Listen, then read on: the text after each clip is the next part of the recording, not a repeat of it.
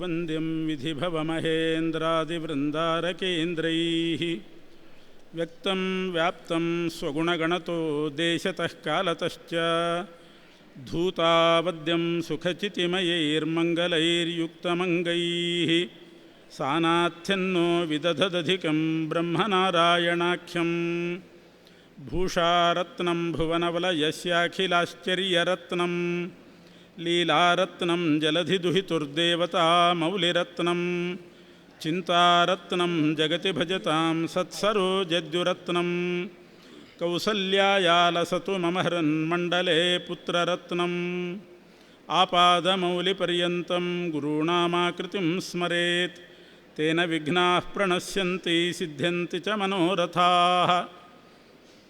ಓಂ ಜನ್ಮಾದ್ಯಸ್ಯ ಯತೋನ್ವಯಾದಿತರತಶ್ಚಾರ್ಥೇಷ್ವಭಿಜ್ಞಸ್ವರಾಟ್ ತೇನೇ ಬ್ರಹ್ಮಹೃದಾಯ ಆದಿಕವಯೇ ಮುಹ್ಯಂತಿ M ಸೂರಯಃ ತೇಜೋ ವಾರಿಮೃದಾಂ ಯಥಾ ವಿನಿಮಯೋ ಯತ್ರ ತ್ರಿಸರ್ಗೋ ಮೃಷಾ ಧಾಮ್ನಾ ಸ್ವೇನ ಸದಾ ನಿರಸ್ತಕುಹಕಂ ಸತ್ಯಂ ಪರಂ ಧೀಮಹಿ ಯಂ ಪ್ರವ್ರಜಂತಮನುಪೇತಮಪೇತಕೃತ್ಯಂ ದ್ವೈಪಾಯನೋ ವಿರಹಕಾತರ ಆಜುಹಾವ ಪುತ್ರೇತಿ ತನ್ಮಯತಯಾ ತರವೋಪಿ ನೇದುಃ तं ಸರ್ವಭೂತಹೃದಯಂ ಮುನಿಮಾನತೋಸ್ಮಿ.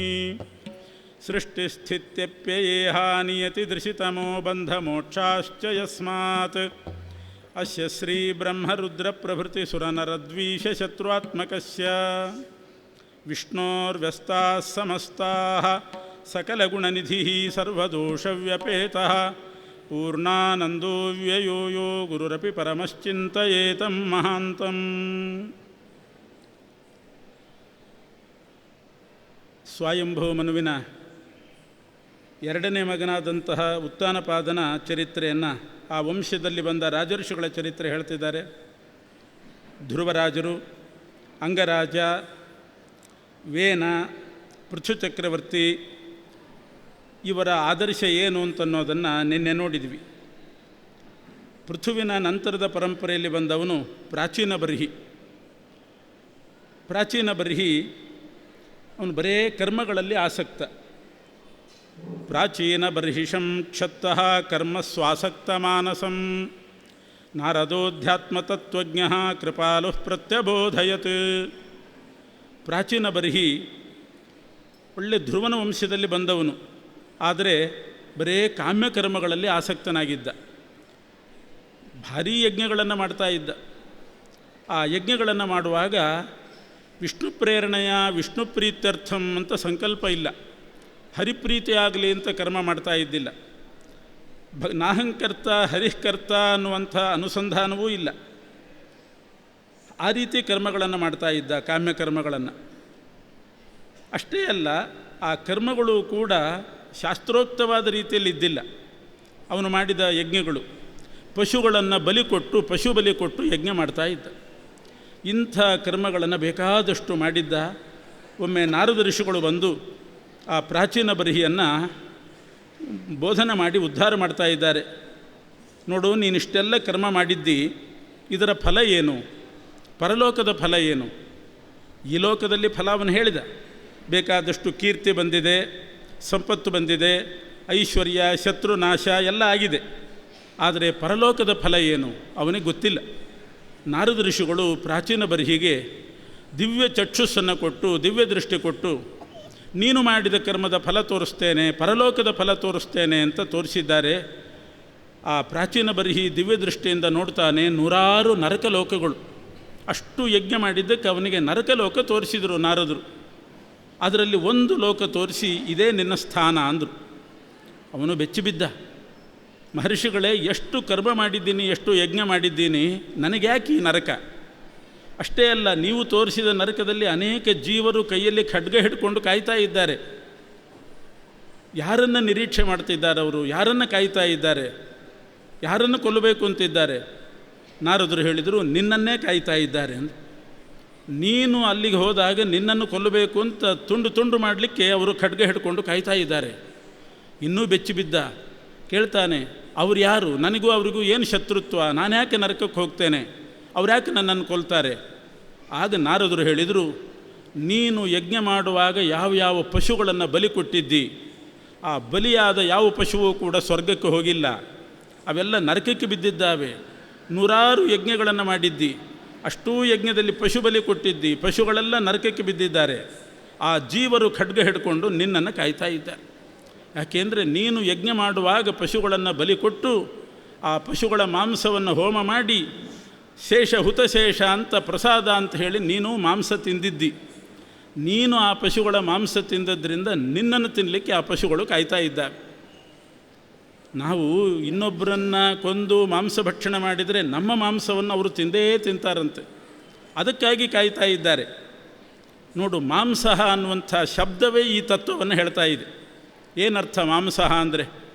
ನೋಡೋಕ್ಕೆ ಒಂದೇ ಶಬ್ದ ಅಂತ ಕಾಣ್ತದೆ, ಅದನ್ನು ಬಿಡಿಸಿ ನೋಡಿದರೆ ಗೊತ್ತಾಗ್ತದೆ. ಮಾಂ ಸಹ, ಮಾಂ ಅಂದರೆ ನನ್ನನ್ನು, ಸಹ ಅಂದರೆ ಅವನು ಅಂತ ಅರ್ಥ. ಏನರ್ಥ? ನನ್ನನ್ನು ಅವನು ಅಂದರೆ ಈ ಜನ್ಮದಲ್ಲಿ ಅವನನ್ನು ಕೊಂದು ನಾನು ಮಾಂಸ ತಿಂದಿದ್ದೇನೆ, ಮಾಂ ಸಹ, ನನ್ನನ್ನು ಅವನು ತಿಂತಾನೆ. ಈ ಜನ್ಮದಲ್ಲಲ್ಲದೆ ಇದ್ದರೆ ಮುಂದಿನ ಜನ್ಮದಲ್ಲಿ ಆದರೂ ಪರಲೋಕದಲ್ಲಿ ಆದರೂ ತಿಂತಾನೆ. ಮಾಂಸ ಭಕ್ಷಯಿತಾ ಮುತ್ರ ಯಸ್ಯ ಮಾಂಸ ಮಿಹಾತ್ಮ್ಯಹಂ ತದಿದಂ ಮಾಂಸಸ್ಯ ಮಾಂಸತ್ವಂ ಅಂತಾರೆ. ಮಾಂಸಕ್ಕೆ ಮಾಂಸ ಅಂತನೋ ಹೆಸರು ಬಂದದ್ದು ಯಾಕೆ ಅಂದರೆ ಮಾಂಸ ಭಕ್ಷಯಿತ ಅಮುತ್ರ, ಪರಲೋಕದಲ್ಲಿ ಆದರೂ ನನ್ನನ್ನು ಅವನು ತಿಂತಾನೆ. ಯಸ್ಯ ಮಾಂಸ ಮಿಹಾತ್ಮ್ಯಹಂ ತದಿದಂ ಮಾಂಸಸ್ಯ ಮಾಂಸತ್ವಂ. ಅದರಿಂದ ಆ ನರಕದಲ್ಲಿ ಅಷ್ಟು ಜೀವರು ಖಡ್ಗ ಹಿಡ್ಕೊಂಡು ಕಾಯ್ತಾ ಇದ್ದಾರೆ, ನಿನ್ನನ್ನೇ ಕಾಯ್ತಾ ಇದ್ದಾರೆ, ನಿನ್ನ ಮಾಂಸ ತಿನ್ನಬೇಕು ಅಂತ. ಯಾಕೆಂದರೆ ನೀನು ಆ ಪಶುಗಳನ್ನು ಬಲಿ ಕೊಟ್ಟಿದ್ದಿ. ಹೀಗೆ ನಾರದರು ಪ್ರಾಚೀನ ಬರಿಹಿ ಮಾಡಿದಂಥ ಆ ಕಾಮ್ಯಕರ್ಮಗಳು ಅದರ ಫಲ ತೋರಿಸಿ ಏನಾಗ್ತದೆ ಅಂತ ತೋರಿಸಿ ಅವನನ್ನು ಹೆದರಿಸಿದರು. ಪ್ರಾಚೀನ ಬರಿಹಿ ನಾರದರ ಕಾಲಿಗೆ ಬಿದ್ದು ಬೇಡ್ಕೊಳ್ತಾನೆ, ಸ್ವಾಮಿ, ನನಗೆ ಗೊತ್ತಿಲ್ಲ ಇಷ್ಟೆಲ್ಲ ಅನರ್ಥ ಆಗ್ತದೆ ಅಂತ, ಕರ್ಮ ಮಾಡಬೇಕು ಅಂತ ಮಾಡಿದೆ. ನನ್ನ ಪೂರ್ವಿಕರು ಪೃಥು ಚಕ್ರವರ್ತಿಗಳು ಮಾಡಿದ್ದರು, ನಾನೂ ಮಾಡಬೇಕು ಅಂತ ಮಾಡಿದೆ. ಆದರೆ ಪೃಥು ಮಾಡಿದ ಕರ್ಮಕ್ಕೂ ಪ್ರಾಚೀನ ಬರಿಹಿ ಮಾಡಿದ ಕರ್ಮಕ್ಕೂ ಅಜಗಜಾಂತರ ವ್ಯತ್ಯಾಸ. ಪೃಥು ಮಾಡಿದ ಕರ್ಮ ದೇವತೆಗಳೆಲ್ಲ ಪ್ರೀತರಾಗಲಿ ಅಂತ ಮಾಡಿದ್ದು, ಆದರೆ ಪ್ರಾಚೀನ ಬರಿಹಿ ಮಾಡಿದ್ದು ನನಗೆ ರಾಜ್ಯ ಬೇಕು, ಇನ್ನಷ್ಟು ಕೋಶಭರ್ತಿ ಆಗಬೇಕು, ಶತ್ರು ನಾಶ ಆಗಬೇಕು, ಕೀರ್ತಿ ಬರಬೇಕು, ಈ ಕಾಮನೆ ಇಟ್ಟುಕೊಂಡು ಮಾಡಿದ್ದ. ಆದ್ದರಿಂದ ಮತ್ತು ಪಶುಗಳನ್ನು ಬಲಿ ಕೊಟ್ಟಿದ್ದ. ಇದೆಲ್ಲ ನಾರದರು ತೋರಿಸಿದ ಮೇಲೆ ಅವನು ಕೇಳ್ತಾನೆ, ಈಗೇನು ಮಾಡಬೇಕು ಅಂತ ಕೇಳಿದಾಗ ಹೇಳ್ತಾರೆ, ಇನ್ನು ನೀನು ಭಗವಂತನ ಅನುಸಂಧಾನ ಮಾಡಿಕೊಂಡು ಹರಿಪ್ರೀತಿಕರವಾದ ಕರ್ಮ ಮಾಡು. ಯಾವುದೇ ಕರ್ಮ ನಿನಗೆ ತಾರಕ ಆಗಬೇಕಾಗಿದ್ದರೆ ಅದು ವಿಷ್ಣು ಪ್ರೀತಿಕರ ಆಗಬೇಕು, ವಿಷ್ಣು ಪ್ರೇರಣೆಯ ವಿಷ್ಣು ಪ್ರೀತ್ಯರ್ಥ ಅಂತ ಮಾಡು, ಇಂಥ ಕಾಮ್ಯಕರ್ಮದ ಜಂಜಾಟ ಬಿಡು ಅಂಥೇಳಿ ನಾರದ ಅಧ್ಯಾತ್ಮ ತತ್ವಜ್ಞ ಕೃಪಾಲು ಪ್ರತ್ಯಬೋಧಯತ್. ಅಧ್ಯಾತ್ಮ ದೃಷ್ಟಿಯಿಂದ ಮಾಡು, ಭಗವಂತನಲ್ಲಿ ದೃಷ್ಟಿ ಇಟ್ಟುಕೊಂಡು ಮಾಡು. ಈ ರೀತಿ ಕರ್ಮಗಳನ್ನು ಹೇಗೆ ಮಾಡಬೇಕು, ನಿಷ್ಕಾಮ ಕರ್ಮ ಮಾಡಬೇಕು ಅನ್ನೋದನ್ನು ನಾರದ ಋಷಿಗಳು ಪ್ರಾಚೀನ ಬರಿಹಿಗೆ ಬೋಧನೆ ಮಾಡಿ ಅವನನ್ನು ಸನ್ಮಾರ್ಗಕ್ಕೆ ತರ್ತಾರೆ. ಇದಿಷ್ಟು ಉತ್ತಾನಪಾದನ ವಂಶದಲ್ಲಿ ಬಂದಿರತಕ್ಕಂಥ ರಾಜಋಷಿಗಳ ಚರಿತ್ರೆ. ಅದರಿಂದ ನಾವು ತಿಳ್ಕೊಳ್ಬೇಕಾದ ಆದರ್ಶ ಏನು ಅಂತನ್ನೋದು ಗೊತ್ತು. ಯಾವುದೇ ಕರ್ಮ ಮಾಡುವಾಗ ಪ್ರಾಚೀನ ಬರಿಹಿ ಮಾಡಿದಂತೆ ಮಾಡಬಾರ್ದು, ಹರಿಪ್ರೀತಿಕರವಾಗಿ ಮಾಡಬೇಕು. ಆವಾಗ ನೇಹಾಭಿಕ್ರಮನಾಶೋಸ್ತಿ ಪ್ರತ್ಯವಾಯೋ ನೈವಿದ್ಯತೆ ಅಂತ ಅದು ನಾವು ಸ್ವಲ್ಪ ಮಾಡಿದರೂ ಕೂಡ ನಮ್ಮನ್ನು ಅದು ರಕ್ಷಣೆ ಮಾಡ್ತದೆ. ಇದಾದ ಮೇಲೆ ಪ್ರಿಯವ್ರತನ ಚರಿತ್ರೆ ಪ್ರಾರಂಭ ಮಾಡ್ತಾರೆ. ಸ್ವಯಂಭವ ಮನುವಿನ ಹಿರಿಯ ಮಗ ಪ್ರಿಯವ್ರತ. ಆ ಪ್ರಿಯವ್ರತನಿಗೆ ಚತುರ್ಮುಖ ಬ್ರಹ್ಮದೇವರು ಉಪದೇಶ ಮಾಡಿದ್ದುಂಟು. ಪ್ರಿಯವ್ರತ ಮೊದಲು ವಿವಾಹ ಮಾಡಿಕೊಳ್ಳಿಕ್ಕೆ ಕೇಳಲಿಲ್ಲ, ಅವನ ಹೆಸರೇ ಹೇಳುವಂತೆ ವ್ರತಗಳೆಲ್ಲ ಅವನಿಗೆ ಪ್ರಿಯವಾಗಿತ್ತು. ಅದರಿಂದಲೇ ಪ್ರಿಯವ್ರತ ಅಂತ ಹೆಸರು. ಸಾಕಷ್ಟು ವ್ರತಗಳನ್ನು ಮಾಡ್ತಿದ್ದ, ಬಹಳ ಪ್ರೀತಿಯಿಂದ ಮಾಡ್ತಾ ಇದ್ದ, ಪ್ರಿಯವ್ರತನಾಗಿದ್ದ. ಅವನ ಮನಸ್ಸು ಪಕ್ವವಾಗಿ ಮದುವೆನೇ ಬೇಡ ಅನ್ನಿಸ್ತು. ಆದರೆ ಚತುರ್ಮುಖ ಬ್ರಹ್ಮದೇವರು ಹೇಳ್ತಾರೆ, ಹೀಗೆಲ್ಲ ನೀನು ಮಾಡಬಾರ್ದು. ಅವನು ಪ್ರಿಯವ್ರತ ನಾರದರ ಶಿಷ್ಯನಾಗಿದ್ದ, ಬಾಲ್ಯದಿಂದಲೇ ನಾರದರ ಹತ್ತಿರ ಹೋಗಿ ಶಿಷ್ಯನಾಗಿ ಅಲ್ಲೇ ಸನ್ಯಾಸ ತೊಗೊಂಡಿರಬೇಕು ಅಂತಿದ್ದ. ಬ್ರಹ್ಮದೇವರು ಬೋಧನೆ ಮಾಡ್ತಾರೆ, ನಾರದರ ಶಿಷ್ಯತ್ವ ಬಿಡಿಸಿ ಅವನನ್ನು ಗೃಹಸ್ಥಾಶ್ರಮಕ್ಕೆ ಹಾಕಿದವರೇ ಬ್ರಹ್ಮದೇವರು. ಆಚಾರ್ಯರು ತಿಳಿಸ್ತಾರೆ, ಒಳ್ಳೆ ಮಾರ್ಗದಲ್ಲಿದ್ದವನು ಅವನನ್ನು ಈ ಕಡೆ ತಂದು ಹಾಕಿದ್ರಲ್ಲ, ನಿವೃತ್ತಿ ಮಾರ್ಗದಲ್ಲಿದ್ದವನನ್ನು ಪ್ರವೃತ್ತಿ ಮಾರ್ಗಕ್ಕೆ ತಂದು ಹಾಕಿದರು ಬ್ರಹ್ಮದೇವರು. ಉಪದೇಶ ಮಾಡಿ ಬಿಡಿಸಿದರು. ಹೀಗೆ ಮಾಡಬಹುದೇ ಅಂದರೆ ಯಾರು ಯಾವ ರೀತಿ ಮೋಕ್ಷಕ್ಕೆ ಹೋಗಬೇಕು ಅನ್ನೋದು ಭಗವಂತನ ಸಂಕಲ್ಪ ಇರ್ತದೆ, ಅದು ಬೇರೆಯವರಿಗೆ ಗೊತ್ತಾಗೋದಿಲ್ಲ. ಪ್ರಿಯವ್ರತನ ಮಾರ್ಗ ಏನಿತ್ತು ಹರಿಚಿತ್ತ ಪ್ರಕಾರ ಅದು ಬ್ರಹ್ಮದೇವರಿಗೆ ಗೊತ್ತು.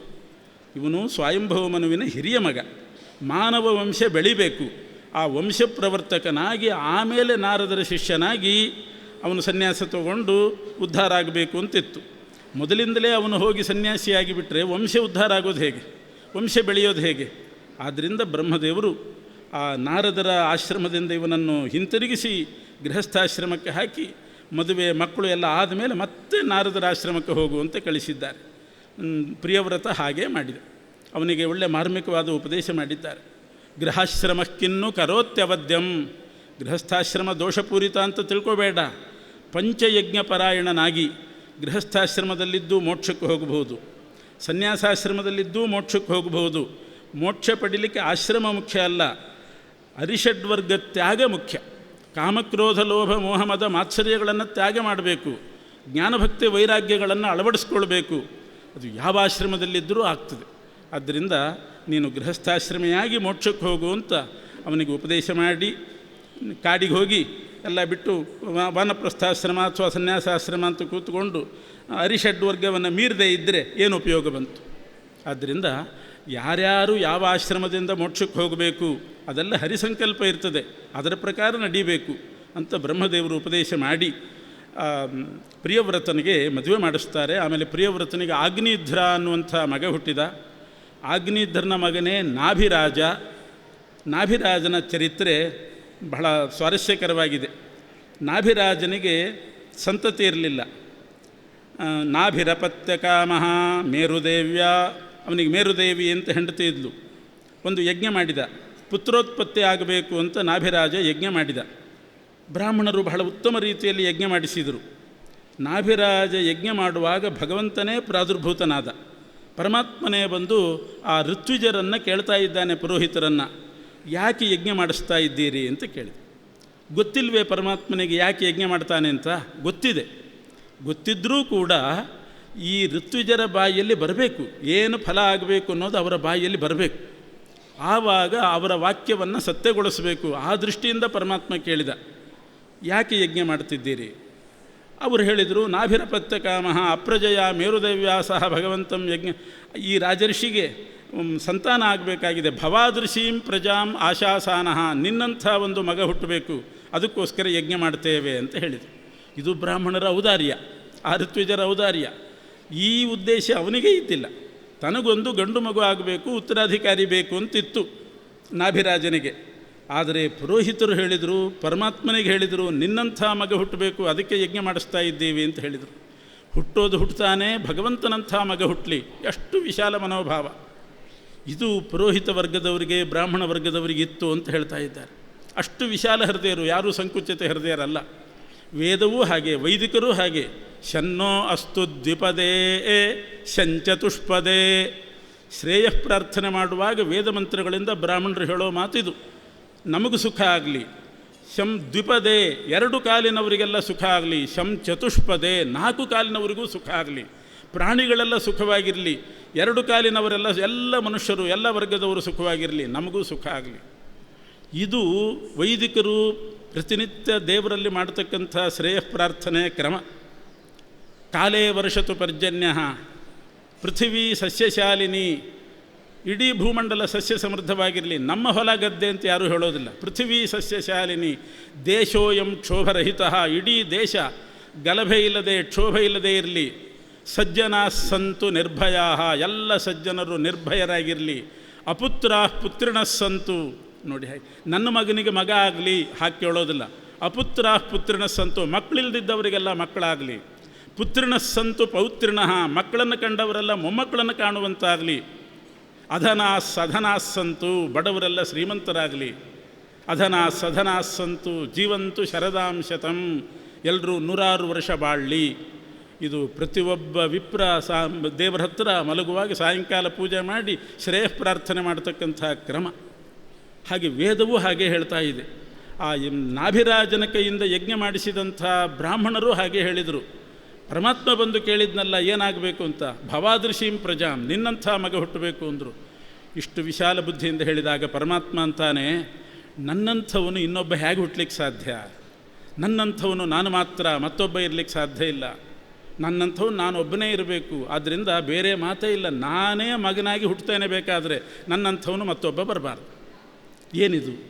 ಈ ಬ್ರಾಹ್ಮಣರಿಗೆ ಋತ್ವಿಜರಿಗಿದ್ದಷ್ಟು ಔದಾರ್ಯ ಪರಮಾತ್ಮನಿಗಿಲ್ವೇ? ನನ್ನಂಥವನು ಇನ್ನೊಬ್ಬನು ಬರಬಾರ್ದು ಅಂತ ಎಷ್ಟು ಸಂಕುಚಿತ ಮನೋಭಾವ. ಹಾಗಲ್ಲ, ಸಂಕುಚಿತ ಮನೋಭಾವ ಅಲ್ಲ. ಪರಮಾತ್ಮನಂಥವನು ಮತ್ತೊಬ್ಬನು ಬಂದರೆ ಅವ್ಯವಸ್ಥೆ ಆಗಿಬಿಡ್ತದೆ. ಯಾಕೆ ಅಂದರೆ ದೇಶದಲ್ಲಿ ಒಬ್ಬ ಸ್ವತಂತ್ರ ಇರಬೇಕು. ಇಡೀ ಪ್ರಪಂಚಕ್ಕೆ ಒಬ್ಬ ಸ್ವತಂತ್ರದ್ವಯ ಅನಂಗೀಕಾರಾತ್ ಅಂತಾರೆ ಆಚಾರ್ಯ. ಇಬ್ಬರು ಸ್ವತಂತ್ರರಾಗಬಾರ್ದು, ಒಬ್ಬ ಸ್ವತಂತ್ರ ಆಗಬೇಕು, ಅವನು ಹೇಳಿದಂತೆ ಕೇಳಬೇಕು. ನಾನು ಸ್ವತಂತ್ರ ಅಂತ ಇಬ್ಬರಾದರೆ ಕೆಲಸ ಕೆಟ್ಟು ಹೋಗ್ತದೆ. ಅಡುಗೆ ಮಾಡುವಾಗ ಹೆಡ್ ಕುಕ್ಕು ಒಬ್ಬ ಇರಬೇಕು, ಅವ್ರು ಹೇಳಿದಂತೆ ಇಬ್ಬರಿಬ್ಬರು ಹೆಡ್ ಕುಕ್ಕಿದ್ರೆ ಇಬ್ಬರಿಬ್ಬರು ಸಾರಿಗೆ ಉಪ್ಪು ಹಾಕ್ತಾರೆ. ಸಾರಿಗೆ ಇಬ್ಬರು ಉಪ್ಪು ಹಾಕಿದರೆ ಏನಾದೀತು ಸಾರು? ನಾನು ಹೆಡ್ ಕುಕ್ಕು ಅಂತ ಹಾಕಿದರೆ ಒಬ್ಬ ಹೇಳುವವನಿರಬೇಕು, ಉಳಿದವರು ಮಾಡುವವರು ಇರಬೇಕು. ಆ ದೃಷ್ಟಿಯಿಂದ ಪರಮಾತ್ಮ ಸ್ವತಂತ್ರೋ ಭಗವಾನ್ ವಿಷ್ಣು, ನಾನು ಒಬ್ಬ ಸ್ವತಂತ್ರ. ಜಗತ್ತು ಚೆನ್ನಾಗಿ ನಡೀತದೆ. ಆವಾಗ ಇಬ್ಬರು ಸ್ವತಂತ್ರರಾದರು ಅಂತಂದರೆ ಅವ್ಯವಸ್ಥೆ ಆಗ್ತದೆ. ಆ ದೃಷ್ಟಿಯಿಂದ ಭಗವಂತ ಹೇಳ್ತಾನೆ, ನನ್ನಂಥವನು ಮತ್ತೊಬ್ಬ ಹುಟ್ಟಲಿಕ್ಕೆ ಸಾಧ್ಯ ಇಲ್ಲ. ಲಕ್ಷ್ಮೀಕಾಂತ ಸಮಂತತೋಪಿ ಕಲಯನ್ ನೈವೇಶಿತುಸ್ತೇ ಸಮಂ ಪಶ್ಯಾಮಿ ಉತ್ತಮ ವಸ್ತು ದೂರತರತೋಪಾಸ್ತಂ ಅಂತಾರೆ. ಆದ್ದರಿಂದ ನಾನೇ ಮಗನಾಗಿ ಹುಡ್ತೀನಿ. ಯಾಕೆ ಅಂದರೆ ನಿಮ್ಮ ಮಾತು ಸುಳ್ಳಾಗಬಾರ್ದು. ನನ್ನಂಥ ಮಗ ಹುಟ್ಟಬೇಕು ಅಂತ ನಿಮ್ಮ ಬಾಯಿಯಲ್ಲಿ ಬಂದಿದೆ. ನ ಬ್ರಹ್ಮವಾದೋ ಮೃಷಾ ಭವಿತುಮರ್ಹತಿ. ಅದರಿಂದಲೇ ವಿಪ್ರರಿಂದ ಆಶೀರ್ವಾದ ಪಡೆಯೋದು. ಅವರೇನು ಆಶೀರ್ವಾದ ಮಾಡ್ತಾರೆ ಅದನ್ನು ಸುಳ್ಳು ಮಾಡೋದಿಲ್ಲ ಪರಮಾತ್ಮ. ನಿಮ್ಮ ಬಾಯಿಂದ ಈ ಮಾತು ಬಂತು, ನಾನೇ ಮಗನಾಗಿ ಹುಟ್ಟುತ್ತೇನೆ ಅಂತ ಭಗವಂತ ನಾಭಿರಾಜನಿಗೆ ತಾನೇ ಋಷಭನಾಮಕನಾಗಿ ಅವತಾರ ಮಾಡಿದ್ದ. ತನ್ನಂಥವನು ಮತ್ತೊಬ್ಬ ಹುಟ್ಟಲಿಕ್ಕೆ ಸಾಧ್ಯ ಇಲ್ಲ. ಇದು ಹರಿಸರ್ವೋತ್ತಮತ್ವಕ್ಕೆ ಪರಮಾತ್ಮನಿಗೆ ಸಮರಿಲ್ಲ, ಉತ್ತಮರಿಲ್ಲ ಅನ್ನೋದಕ್ಕೆ ಇದೊಂದು ಜ್ವಲಂತ ನಿದರ್ಶನ ಭಾಗವತದಲ್ಲಿ. ಹೀಗೆ ಭಗವಂತ ಋಷಭನಾಮಕನಾಗಿ ಅವತಾರ ಮಾಡಿದ. ಆ ಋಷಭನಿಗೆ ಜಯಂತಿ ಅಂತ ಒಬ್ಬಳು ಹೆಂಡತಿ ಇದ್ಲು. ಆ ಋಷಭ ಭಗವಂತನಿಗೆ 100 ಜನ ಮಕ್ಕಳು. ಆ 100 ಮಕ್ಕಳಲ್ಲಿ ಜ್ಯೇಷ್ಠ ಪುತ್ರನೇ ಈ ದೇಶ ನಿರ್ಮಾಣ ಮಾಡಿದಂಥ ಭರತ. ಏನೇದಂ ವರ್ಷಂ ಭಾರತಮಿತಿ ವ್ಯಪದಿಶಂತಿ ಅಂತಾರೆ ವ್ಯಾಸರು. ಆ ಋಷಭ ಭಗವಂತನ ಮಗನಾದ ಭರತನಿಂದಲೇ ಈ ದೇಶಕ್ಕೆ ಭಾರತ ವರ್ಷ ಅಥವಾ ಭಾರತ ಖಂಡ ಅಂತ ಹೆಸರು ಬಂದದ್ದು. ಅವನೇ ಈ ಖಂಡವನ್ನು ನಿರ್ಮಾಣ ಮಾಡಿದಂಥವನು ಋಷಭ ಭಗವಂತನ ಮಗ ಭರತ. ದುಷ್ಯಂತನ ಮಗ ಭರತ ಅಂತ ಮತ್ತೊಬ್ಬ ಇದ್ದಾನೆ. ಅವರೆಲ್ಲ ಅನಂತರ ಬಂದು ಆಳಿದ ಭರತರು. ಈ ದೇಶಕ್ಕೆ ಹೆಸರು ಬಂದದ್ದು ಋಷಭ ಪರಮಾತ್ಮನ ಮಗನಿಂದ. ಆ ಭರತನ ಕಥೆ ಬಹಳ ಅದ್ಭುತವಾದ. ಪರಮಾತ್ಮನ ಮಗ ಭರತ ಚಕ್ರವರ್ತಿ, ಭಗವಂತನಿಂದ ತತ್ವೋಪದೇಶ ಆಯಿತು. ಋಷಭಗೀತ ಅಂತ ಕರೀತಾರೆ ಭಾಗವತದಲ್ಲಿ. ಋಷಭನಾಮಕ ಪರಮಾತ್ಮ ಭರತ ಮೊದಲಾದ 100 ಮಕ್ಕಳನ್ನು ಕೂಡಿಸ್ಕೊಂಡು ದಿವ್ಯವಾದ ಉಪದೇಶ ಮಾಡಿದ್ದಾನೆ. ಭಾಗವತದಲ್ಲಿ 2 ಉಪದೇಶ ನೋಡ್ತೇವೆ. ಸುನೀತಿ ತನ್ನ ಮಗನಿಗೆ ಮಾಡಿದಂಥ ಉಪದೇಶ ಅದಾಗಲೇ ಬಂತು. ಧ್ರುವನಿಗೆ ಸುನೀತಿ ಮಾಡಿದ ಉಪದೇಶ ಏನು? ಆರಾಧಯ ಅಧೋಕ್ಷಜ ಪಾದಪದ್ಮಂ ಯದೀಚ್ಛಸೆ ಅಧ್ಯಾಸನಂ ಉತ್ತಮೋ ಯಥ. ನಿನಗೆ ದೊಡ್ಡ ಆಸನ ಬೇಕು, ದೊಡ್ಡ ಸ್ಥಾನ ಬೇಕು ಅಂದರೆ ಭಗವಂತನ ಪಾದಪದ್ಮಾರಾಧನೆ ಮಾಡು. ಇದು ಸುನೀತಿ ಮಗನಿಗೆ ಮಾಡಿದ ಉಪದೇಶ. ಋಷಭನಾಮಕ ಪರಮಾತ್ಮ 100 ಮಕ್ಕಳಿಗೆ ಉಪದೇಶ ಮಾಡ್ತಾನೆ. ಮನುಷ್ಯರಾಗಿ ಹುಟ್ಟಿದ್ದೀರಿ, ನಿಮ್ಮ ಈ ಜನ್ಮ ಸಾರ್ಥಕ ಆಗಬೇಕಾದ್ರೆ ಮಹತ್ ಸೇವಾಂ ದ್ವಾರಮಾಹುರ್ ವಿಮುಕ್ತೇ ತಮೋದ್ವಾರಂ ಯೋಷಿತಾಂ ಸಂಗಿ ಸಂಗಂ. ಮಹಾತ್ಮರ ಸೇವೆ ಮಾಡಿರಿ, ಇದು ಮನುಷ್ಯ ಜನ್ಮದ ಸಾರ್ಥಕತೆ. ಅನುಸಂಧಾನಪೂರ್ವಕವಾಗಿ ಮಹಾತ್ಮರ ಸೇವೆ ಮಾಡಲಿಕ್ಕೆ ಬರ್ತದೆ. ಪ್ರಾಣಿಗಳು ಮಾಡ್ತಾವೆ, ಆನೆ ಕೂಡಿಸ್ಕೋತದೆ ಮಹಾತ್ಮರನ್ನು, ಆದರೆ ಅದಕ್ಕೆ ಅನುಸಂಧಾನ ಇಲ್ಲ. ನಾನು ಇಂಥವ್ರನ್ನ ಕೂಡಿಸ್ಕೊಂಡಿದ್ದೇನೆ ಅಂತ ಅನುಸಂಧಾನ ಇಲ್ಲ. ಆನೆ ಸೊಂಡಿಲಿಗೆ ಮಾವುತ ಮಾಲೆ ಕೊಟ್ಟರೆ ಯಾರಿಗೆ ಹಾಕು ಅಂದರೆ ಹಾಕ್ತದೆ ಅದು. ಆದರೆ ಮನುಷ್ಯ ಹಾಗಲ್ಲ, ಅನುಸಂಧಾನಪೂರ್ವಕವಾಗಿ ಸೇವೆ ಮಾಡಲಿಕ್ಕೆ ಬರ್ತದೆ. ಬೇರೆ ಪ್ರಾಣಿಗಳಿಂದ ಸೇವೆ ಆಗ್ತದೆ, ಅವುಗಳಿಗೆ ಅನುಸಂಧಾನ ಇರೋದಿಲ್ಲ. ಆ ಮನುಷ್ಯ ಅನುಸಂಧಾನಪೂರ್ವಕವಾಗಿ ಮಾಡಬಲ್ಲ. ಆದ್ದರಿಂದ ಮಹಾತ್ಮರ ಸೇವೆ ಮಾಡಬೇಕು. ಇದು ಮೋಕ್ಷದ ಬಾಗಿಲು. ತಮೋದ್ವಾರಂ ಯೋಷಿತಾಂ ಸಂಗಿ ಸಂಗಂ. ದುಷ್ಟರ ಸಂಘ ಅದು ನರಕದ ಬಾಗಿಲು. 2 ಬಾಗಿಲ ಪರಿಚಯ ಮಾಡಿಸಿದ ಋಷಭನಾಮಕ ಪರಮಾತ್ಮ. ಮಹಾತ್ಮರ ಸೇವೆ ಮೋಕ್ಷದ ಬಾಗಿಲು, ದುಷ್ಟರ ಸಹವಾಸ ನರಕದ ಬಾಗಿಲು. ಮಕ್ಕಳು ಕೇಳಿದರು, ಮಹಾತ್ಮರ ಸೇವೆನೇ ಇರಲಿ, ಮೋಕ್ಷದ ಬಾಗಿಲೇ ಇರಲಿ ನಮಗೆ, ಆದರೆ ಮಹಾತ್ಮರು ಅಂದರೆ ಯಾರನ್ನು ಮಹಾತ್ಮ ಅಂತ ಕರಿಬೇಕು? ಯಾರನ್ನು ಮಹಾತ್ಮ? ಮಹಾಂತಸ್ತೆ ಸಮಚಿತ್ತಾ ಪ್ರಶಾಂತಾ ವಿಮನ್ಯವ ಸುಹೃದ ಸಾಧವೋ ಯೇ. ಯಾರು ಕೋಪ ಗೆದ್ದಿರ್ತಾರೆ, ಯಾರು ಎಲ್ಲರಲ್ಲಿಯೂ ಸುಹೃದ್ಭಾವದಿಂದ ವರ್ತಿಸ್ತಾರೆ, ಕಾಮಕ್ರೋಧಾದಿಗಳನ್ನು ಯಾರು ಗೆದ್ದಿರ್ತಾರೆ, ಸಮಚಿತ್ತರಾಗಿರ್ತಾರೆ, ಏನೇ ದ್ವಂದ್ವಗಳು ಬರಲಿ, ಸುಖ ದುಃಖ ಜಯ ಪರಾಜಯ ಲಾಭ ಅಲಾಭ ಏನು ಬಂದರೂ ಕೂಡ ಸಮಚಿತ್ತರಾಗಿರಬೇಕು. ಭಗವಂತನಿಂದ ಚಿತ್ತ ವಿಚಲಿತವಾಗಬಾರ್ದು, ಪರಮಾತ್ಮನಲ್ಲಿ ಮನಸ್ಸಿರಬೇಕು. ಅಂಥ ಸಮಚಿತ್ತತೆ, ಪ್ರಶಾಂತತೆ, ಸುಹೃದ್ಭಾವ, ಸಾಧು ಸ್ವಭಾವ ಇದೆಲ್ಲ ಯಾರಲ್ಲಿರ್ತದೋ ಅವರು ಮಹಾತ್ಮರು, ಅವರ ಸೇವೆ ಮಾಡಬೇಕು. ವಾದಿರಾಜ ಸ್ವಾಮಿಗಳು ಇದನ್ನೇ ಸಂಗ್ರಹ ಮಾಡಿ ಹೇಳ್ತಾರೆ. ಮಹತ್ವಂಚ ಗುಣೇನೈವ ನಾಕಾರೇಣ ಧನೇನವ. ಮಹತ್ವ ತೀರ್ಮಾನ ಮಾಡಬೇಕಾದದ್ದು ಗುಣದಿಂದ, ಆಕಾರದಿಂದ ಮಹತ್ವ ತೀರ್ಮಾನ ಅಲ್ಲ, ಹಣದಿಂದ ಮಹತ್ವ ತೀರ್ಮಾನ ಅಲ್ಲ. ಮಹತ್ವಂಚ ಗುಣೇನೈವ, ಯಾರಲ್ಲಿ ಗುಣ ಇದೆ ಅವರು ಮಹಾತ್ಮರು. ಇಂಥ ಸದ್ಗುಣಗಳು ಸಮಚಿತ್ತಾ ಪ್ರಶಾಂತಾ ವಿಮನ್ಯವ ಸುಹೃದ ಸಾಧವೋಯೇ, ಇಂಥ ಮಹಾತ್ಮರ ಸೇವೆ ಮಾಡಬೇಕು. ಇದು ಋಷಭಗೀತೆಯ ಸಾರ. ಋಷಭನಾಮಕ ಪರಮಾತ್ಮ ಹೀಗೆ ಮಹಾತ್ಮರ ಸೇವೆ ಮೋಕ್ಷದ ಬಾಗಿಲು ಅಂತ ಉಪದೇಶ ಮಾಡಿದ್ದಾನೆ. ಆಮೇಲೆ ಆ ಋಷಭ ಭಗವಂತ ತಾನು ಮಕ್ಕಳಿಗೆ ಒಳ್ಳೆಯ ಉಪದೇಶನೂ ಮಾಡಿದ. ಅಸುರ ಜನ ಮೋಹನಾರ್ಥವಾಗಿ ಅವಧೂತನಂತೆ ತಿರುಗುತ್ತಾ ಅಲ್ಲಿ ಇಲ್ಲಿ ತಿರುಗ್ತಾ ಇದ್ದ. ದಕ್ಷಿಣ ಕರ್ನಾಟಕದಲ್ಲಿ ತಿರುಗಿದ ಅಂತಲೂ ಉಂಟು. ದಕ್ಷಿಣ ಕನ್ನಡಕ್ಕೆ ಬಂದಿದ್ದನಂತೆ ಋಷಭನಾಮಕ ಪರಮಾತ್ಮ. ಅವನು ಸಂಚಾರ ಮಾಡಿದ್ದ ಪ್ರದೇಶ ದಕ್ಷಿಣ ಕನ್ನಡ ಅಂತ ಹೇಳ್ತಾರೆ. ಕುಟಜಾದ್ರಿ ಅಲ್ಲೆಲ್ಲ ಸಂಚಾರ ಮಾಡ್ತಾ ಸಜ್ಜನರಿಗೆ ಉಪದೇಶ, ದುಷ್ಟಜನ ಮೋಹನ ಎರಡೂ ಮಾಡಿದ. ಆಮೇಲೆ ಭರತ ಈ ದೇಶ ನಿರ್ಮಾಣ ಮಾಡಿ ಬಹಳ ಅದ್ಭುತವಾದ ರೀತಿಯಲ್ಲಿ ಆಳಿದ್ದಾನೆ ಭರತ ಚಕ್ರವರ್ತಿ. ಎಂಥ ದೇಶ ನಿರ್ಮಾಣ ಮಾಡಿದ್ದಾನೆ ಅಂದರೆ, ಏತದ್ದೇಶ ಪ್ರಸೂತಸ್ಯ ಸಕಾಶಾತ್ ಅಗ್ರಜನ್ಮನಃ ಸ್ವಂ ಸ್ವಂ ಚರಿತ್ರಂ ಶಿಕ್ಷೇರನ್ ಪೃಥಿವ್ಯಾಂ ಸರ್ವಮಾನವಾಹ. ಎಂಥ ಮಾತು ಹೇಳ್ತಾರೆ ಭಾರತ ದೇಶದ ಬಗ್ಗೆ. ಪೃಥಿವ್ಯಾಂ ಸರ್ವಮಾನವಾಹ, ಇಡೀ ಭೂಮಂಡಲದ ಪೃಥ್ವಿ ಮಂಡಲದ ಎಲ್ಲ ಮಾನವರು ಭಾರತ ದೇಶಕ್ಕೆ ಬರಬೇಕಂತೆ. ಭಾರತ ದೇಶಕ್ಕೆ ಬಂದು ಇಲ್ಲಿರ್ತಕ್ಕಂಥ ಜ್ಞಾನಿಗಳಲ್ಲಿ ನಾವು ಹೇಗೆ ಬದುಕಬೇಕು ಅಂತ ಬದುಕಿನ ಮಾರ್ಗವನ್ನು ಶಿಕ್ಷಣ ಪಡ್ಕೊಂಡು ಹೋಗಬೇಕು ಅಂತಾರೆ. ಅಂಥ ಬದುಕು ಸಾರ್ಥಕ ಆಗಬೇಕಾದ್ರೆ ಭಾರತಕ್ಕೆ ಬಂದು ಬದುಕಲಿಕ್ಕೆ ಕಲಿಬೇಕು. ಇಂಥ ಮಾತು ಮನು ಹೇಳ್ತಾನೆ. ಏತದ್ದೇಶ ಪ್ರಸೋದ, ಈ ದೇಶಕ್ಕೆ ಬಂದು ನೀವು ಕಲಿರಿ, ಶಿಕ್ಷಣ ಪಡೀರಿ. ಎಂಥ ಮಾತು ಇದು ಭಾರತ ದೇಶದ ಹೆಗ್ಗಳಿಕೆ. ಯಾಕೆಂದರೆ ಆಧ್ಯಾತ್ಮಿಕವಾಗಿ ಉನ್ನತ ಸ್ಥಾನ ಪಡಿಬೇಕಾಗಿದ್ದರೆ ಭಾರತ ದೇಶದಲ್ಲಿದೆ ಅಂಥ ಆಧ್ಯಾತ್ಮಿಕ ಸಂಪತ್ತು. ಹೇಗೆ ಬದುಕಬೇಕು, ಮಹಾಭಾರತ ರಾಮಾಯಣ ನಮ್ಮ ದೇಶದ ಎರಡು ಕಣ್ಣುಗಳು ಯಾವ ರೀತಿ ಬದುಕಬೇಕು ಅನ್ನೋ ಮಾರ್ಗದರ್ಶನ ಮಾಡ್ತಾ ಇದ್ದಾವೆ.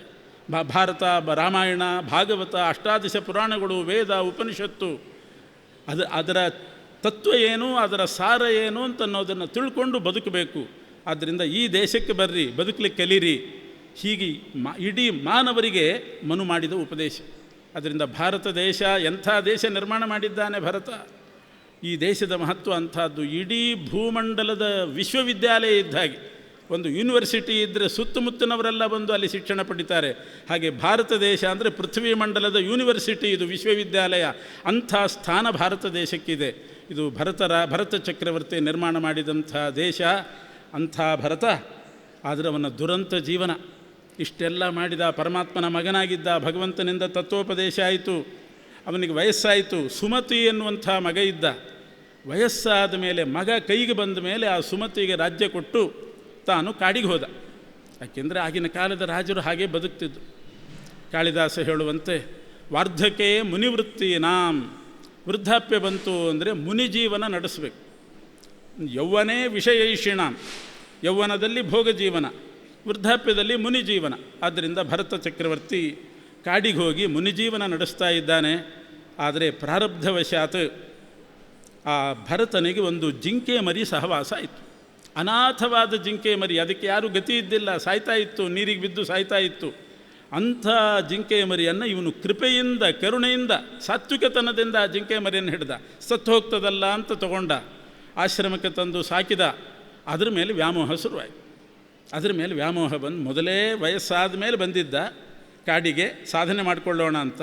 ಅದರ ಪ್ರಾರಬ್ಧವಶಾತ್ ಜಿಂಕೆ ಮರಿ ಸಹವಾಸ, ಬೆಳಗಿನಿಂದ ರಾತ್ರಿಯವರೆಗೆ ಅದನ್ನೇ ಮೈ ತೊಳೆಯೋದು, ತಿನ್ನಿಸೋದು, ಹುಲ್ಲು ತಿನ್ನಿಸೋದು, ಅಡ್ಡಾಡಿಸೋದು, ಇದೇ ಮಾಡ್ತಾ ಕಾಲಹರಣ ಮಾಡಿ ಕೊನೆಗೆ ಸಾಯುವಾಗಲೂ ಅದರ ವ್ಯಾಮೋಹದಲ್ಲಿ ಅದರನ್ನು ಚಿಂತನೆ ಮಾಡಿ ಪ್ರಾಣ ಬಿಟ್ಟು. ಎಂ ವಾಪಿ ಸ್ಮರನ್ ಭಾವಂ ತ್ಯಜತ್ತಂತೆ ಕಲೇವರಂ ತಮೇ ವೈತಿ ಕೌಂತೆಯ ಅಂತ.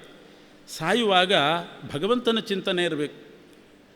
ಅದು ಅವನು ಅಂತ್ಯಕಾಲದಲ್ಲಿ ಜಿಂಕೆ ಸಹವಾಸ ಮಾಡಿ ಅದರ ಸ್ಮರಣೆಯಲ್ಲಿ ಸತ್ತ. ಮುಂದಿನ ಜನ್ಮದಲ್ಲಿ ಜಿಂಕೆಯಾಗಿ ಹುಟ್ಟಿದ. ಇದು ಭರತನ ದುರಂತ. ಇದು ಇಂಥ ಪ್ರಸಂಗ ಬಂತು. ಗೀತೆಯಲ್ಲಿ ಕೃಷ್ಣ ಹೇಳಿದ್ದಾನೆ, ಪ್ರಾರಬ್ಧ ಕರ್ಮ, ಅದನ್ನು ಅವಶ್ಯ ಅನುಭವಿಸಬೇಕು. ಆ ಪ್ರಕಾರ ಜಿಂಕೆಯಾಗಿ ಹುಟ್ಟಿದ. ಕೃಪಯಾಪಿ ಕೃತಸಂಗ ಪತನಾಯೈವ ಯೋಗಿನಃ, ಯೋಗಿಯಾಗಿ ಇದ್ದವನು ಆದರೆ ಕೃಪೆಯಿಂದ ಜಿಂಕೆ ಸಹವಾಸ ಮಾಡಿದ್ನಲ್ಲ, ಆದರೂ ಅದು ಇವನ ಪತನಕ್ಕೆ ಕಾರಣ ಆಯಿತು. ಇತಿ ಪ್ರದರ್ಶಯನ್ನಾಹ ಭರತ ಶೇಷಪೋಷಣಂ ಅಂತಾರೆ. ಈ ರೀತಿ ಭರತ ಜಿಂಕೆಯಾಗಿ ಹುಟ್ಟುವ ಪ್ರಸಂಗ ಬಂತು. ಆದರೆ ಜಿಂಕೆ ಆದಾಗಲೂ ಕೂಡ ಅವನಿಗೆ ಪೂರ್ವಜನ್ಮದ ಸ್ಮರಣೆ ಇತ್ತು.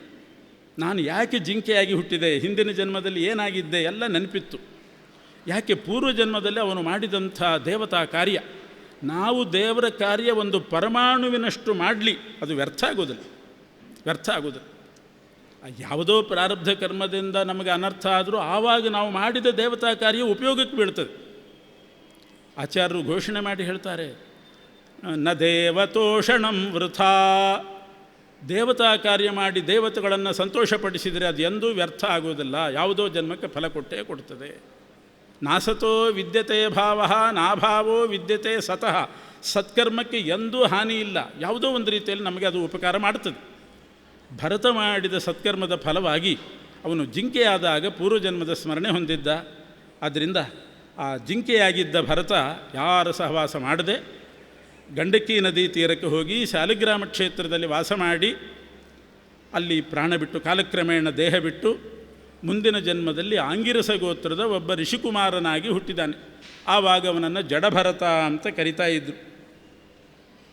ಜಡಭರತನಾಗಿದ್ದಾಗ ಯಾಕೆ ಜಡಭರತ ಅಂತ ಕರೆದರು? ಉನ್ಮತ್ತನಂತೆ, ಮೂಕನಂತೆ, ಕಿವುಡನಂತೆ ಸಂಚಾರ ಮಾಡ್ತಿದ್ದಂತೆ. ಎಲ್ಲ ಜ್ಞಾನ ಇದೆ, ಮೈ ಮೇಲೆ ಎಚ್ಚರಿಕೆ ಇದೆ, ಯಾರ ಸಹವಾಸವೂ ಬೇಡ, ಯಾರೂ ನನ್ನನ್ನು ಹಚ್ಚಿಕೊಳ್ಳೋದು ಬೇಡ, ಏಕಾಕಿಯಾಗಿ ನನ್ನನ್ನು ಬಿಟ್ಟರೆ ನನ್ನ ಸಾಧನೆ ಆಗ್ತದೆ ಅಂತ ಅವನು ಜಡಭರತ ನಟನೆ ಮಾಡ್ತಿದ್ದಂತೆ. ಹುಚ್ಚನಂತೆ, ಮೂಕನಂತೆ, ಕಿವುಡನಂತೆ ಮಾಡ್ತಿದ್ದ. ಯಾರೂ ಇವನು ಸುದ್ದಿಗೆ ಬರಲಿಲ್ಲ, ಏಕಾಕಿಯಾಗಿದ್ದ. ಇಂಥ ಜಡಭರತರು ಅವರ ಸಮಾಗಮ ರಹುಗಣರಾಜನಿಗಾಗಿ ಅವನು ಉದ್ಧಾರ ಆದ. ಜಡಭರತರ ಸಮಾಗಮ ರಹುಗಣನನ್ನು ಎಷ್ಟು ಉದ್ಧಾರ ಮಾಡಿತು. ಸಿಂಧು ದೇಶದ ಒಬ್ಬ ರಾಜ ಇದ್ದ, ರಹುಗಣ ಅಂತ ಅವನ ಹೆಸರು. ಅವನ ವರ್ತನೆ ನೋಡ್ರಿ ಜಡಭರತರ ಹತ್ರ ಹೇಗೆ ಅಂತ. ರಹುಗಣ ದೊಡ್ಡ ರಾಜ, ಸಿಂಧು ದೇಶದ ರಾಜ. ಪಲ್ಲಕ್ಕಿಯಲ್ಲಿ ಕೂತ್ಕೊಂಡು ಕಪಿಲಾಶ್ರಮಕ್ಕೆ ಹೊರಟಿದ್ದ. ದಾರಿಯಲ್ಲಿ ಒಂದು ಆಳು ಕಡಿಮೆ ಆಯಿತು. ಯಾರಿದ್ದಾರೆ ಅಂತ ನೋಡಿದರೆ ಜಡಭರತರಿದ್ದರು. ಇಕ್ಷುಮತಿ ನದಿ ತೀರದಲ್ಲಿ ಧ್ಯಾನ ಮಾಡ್ತಾ ಕೂತಿದ್ದರು. ಇವನೊಬ್ಬ ಹುಚ್ಚ, ಮೂಕ ಅಂತ ಪ್ರಸಿದ್ಧಿ ಇತ್ತು. ರಹುಗಣ ರಾಜ ಕರೆದ, ಜಡಭರತ ಪಲ್ಲಕ್ಕಿ ಹೊರಲಿಕ್ಕೆ ಬಾ. ಬಂದರು, ಪಲ್ಲಕ್ಕಿ ಹೊರಲಿಕ್ಕೆ ಬಂದರು. ಜಡಭರತರು ಪಲ್ಲಕ್ಕಿ ಹೊರತಿದ್ದಾರೆ ಉಳಿದ 3 ಜನರ ಜೊತೆಗೆ. ಆದರೆ ಹರಿಧ್ಯಾನದಲ್ಲಿ ಮೈ ಮರೆತು ಮೆಲ್ಲ ಹೆಜ್ಜೆ ಹಾಕ್ತಾ ಇದ್ದಾರೆ. ಪಲ್ಲಕ್ಕಿ ಅಲ್ಲಾಡ್ಲಿಕ್ಕೆ ಶುರುವಾಯಿತು, ಡೋಲಾಯಮಾನ ಆಯಿತು, ಬೀಳಿಸ್ತಾರೆ ಅಂತ ಅನಿಸಿತು. ರಹುಗಣ ಬೈದ, ಸರಿಯಾಗಿ ಹೊತ್ಕೊಂಡು ಹೋಗೋ ಜಡಭರತ ಬೈದ. ಮತ್ತೆ ಪುನಃ ಅಲ್ಲಾಡಿತು. ಕೊನೆಗೆ ಸಿಟ್ಟಾಗಿ ಹೇಳ್ತಾನೆ, ಜಡಭರತ ಇನ್ನೊಂದು ಸಲ ಪಲ್ಲಕ್ಕಿ ಅಲ್ಲಾಡಿದರೆ, ಡೋಲಾಯಮಾನವಾಯಿತು ಅಂದರೆ ನಿನ್ನನ್ನು ಯಮಲೋಕಕ್ಕೆ ಕಳಿಸ್ತೇನೆ. ಪಲ್ಲಕ್ಕಿಯಲ್ಲಿ ಕೂತದ್ದು ಯಾರು ಅಂತ ತಿಳ್ಕೊಂಡಿದ್ದಿ? ಈ ದೇಶದ ದೊರೆ ನಾನು, ರಾಜ, ಏನು ಬೇಕಾದರೂ ಮಾಡಬಲ್ಲೆ, ನನ್ನನ್ನು ಹೇಳೋರು ಕೇಳೋರು ಯಾರೂ ಇಲ್ಲ, ಯಮಲೋಕಕ್ಕೆ ಕಟ್ತೇನೆ, ಸರಿಯಾಗಿ ನಡ್ಕೊಂಡು ಹೋಗು ಅಂತ. ಜಡಭರತರು ಹೆದರಲಿಲ್ಲ. ಆದರೆ ಅವನಿಗೊಂದಿಷ್ಟು ಬುದ್ಧಿವಾದ ಹೇಳೋಣ ಅಂತ ಅನಿಸಿ ಮಾತಾಡ್ಲಿಕ್ಕೆ ಶುರು ಮಾಡಿದ್ರಂತೆ. ಅಲ್ಲಿಯವರೆಗೆ ಮೂಕರಾಗಿದ್ದ ಜಡಭರತರು ಮಾತಾಡ್ತಾರೆ. ರಾಜನ್ ಅಂದರು. ಬೆಚ್ಚಿಬಿದ್ದ. ಅಲ್ಲ, ಮಾತು ಬರ್ತದೆ ಇವರಿಗೆ. ತ್ವಯೋಧಿತಂ ವ್ಯಕ್ತಮವಿಪ್ರಲಬ್ಧಂ ಭರ್ತು ಸಮೇ ಸ್ಯಾದ್ಯದಿ ವೀರಭಾರ ಗಂತುರ್ಯದಿ ಸ್ಯಾದಧಿಗಮ್ಯ ಮಧ್ವಾ ಪಿವೇತಿ ರಾಶೌ ನ ವಿಧಾಂ ಪ್ರವಾದ ಸ್ಥೌಲ್ಯಂ ಕಾರ್ಶ್ಯಂ ವ್ಯಾಧಯ ಆಧಯಶ್ಚ ಕ್ಷುತ್ರಡ್ಭಯಂ ಕಲಿರಿಚ್ಛಾ ಜರಾಚ. ಅವ್ರು ಹೇಳ್ತಾರೆ, ಜಡಭರತ ಮುನಿಗಳು ಹೇಳ್ತಾರೆ, ನನ್ನನ್ನು ಬೆದರಿಸ್ತಾ ಇದ್ದಿ, ಯಮಲೋಕಕ್ಕೆ ಕಳಿಸ್ತೇನೆ ಅಂತ, ಬೇಗ ಬೇಗ ನಡಿ ಅಂತಂತ ಇದ್ದಿ, ಸರಿಯಾಗಿ ಹೊತ್ತುಕೋ ಅಂತ ಹೇಳ್ತಾ ಇದ್ದಿ, ಅಪಹಾಸ ಬೇರೆ ಮಾಡಿದ್ದ ಅವನು ರಹುಗಣ.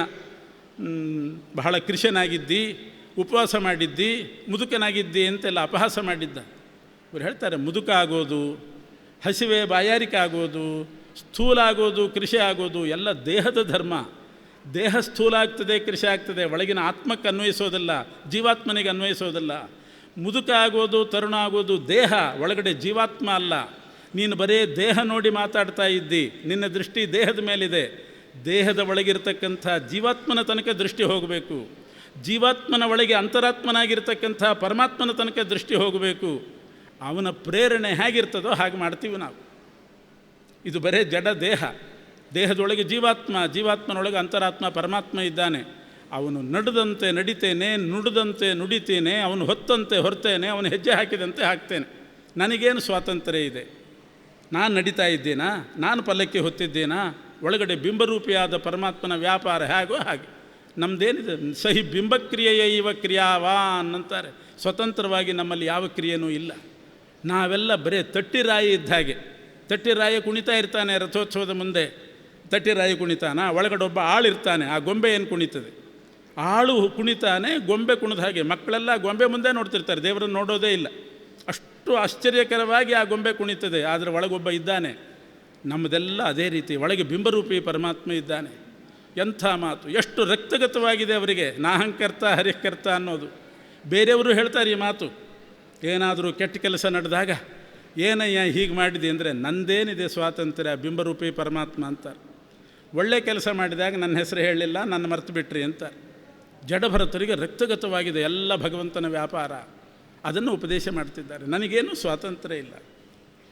ಮತ್ತು ನೀನು ರಾಜ ಅಂತ ಹೇಳ್ಕೊಂಡಿಯಲ್ಲ, ಎಷ್ಟು ದಿವಸದ ರಾಜ, ಎಷ್ಟು ದಿವಸದಿಂದ ಈ ಪಲ್ಲಕ್ಕಿ ಎಷ್ಟು ದಿವಸದಿಂದ ಇದೆ.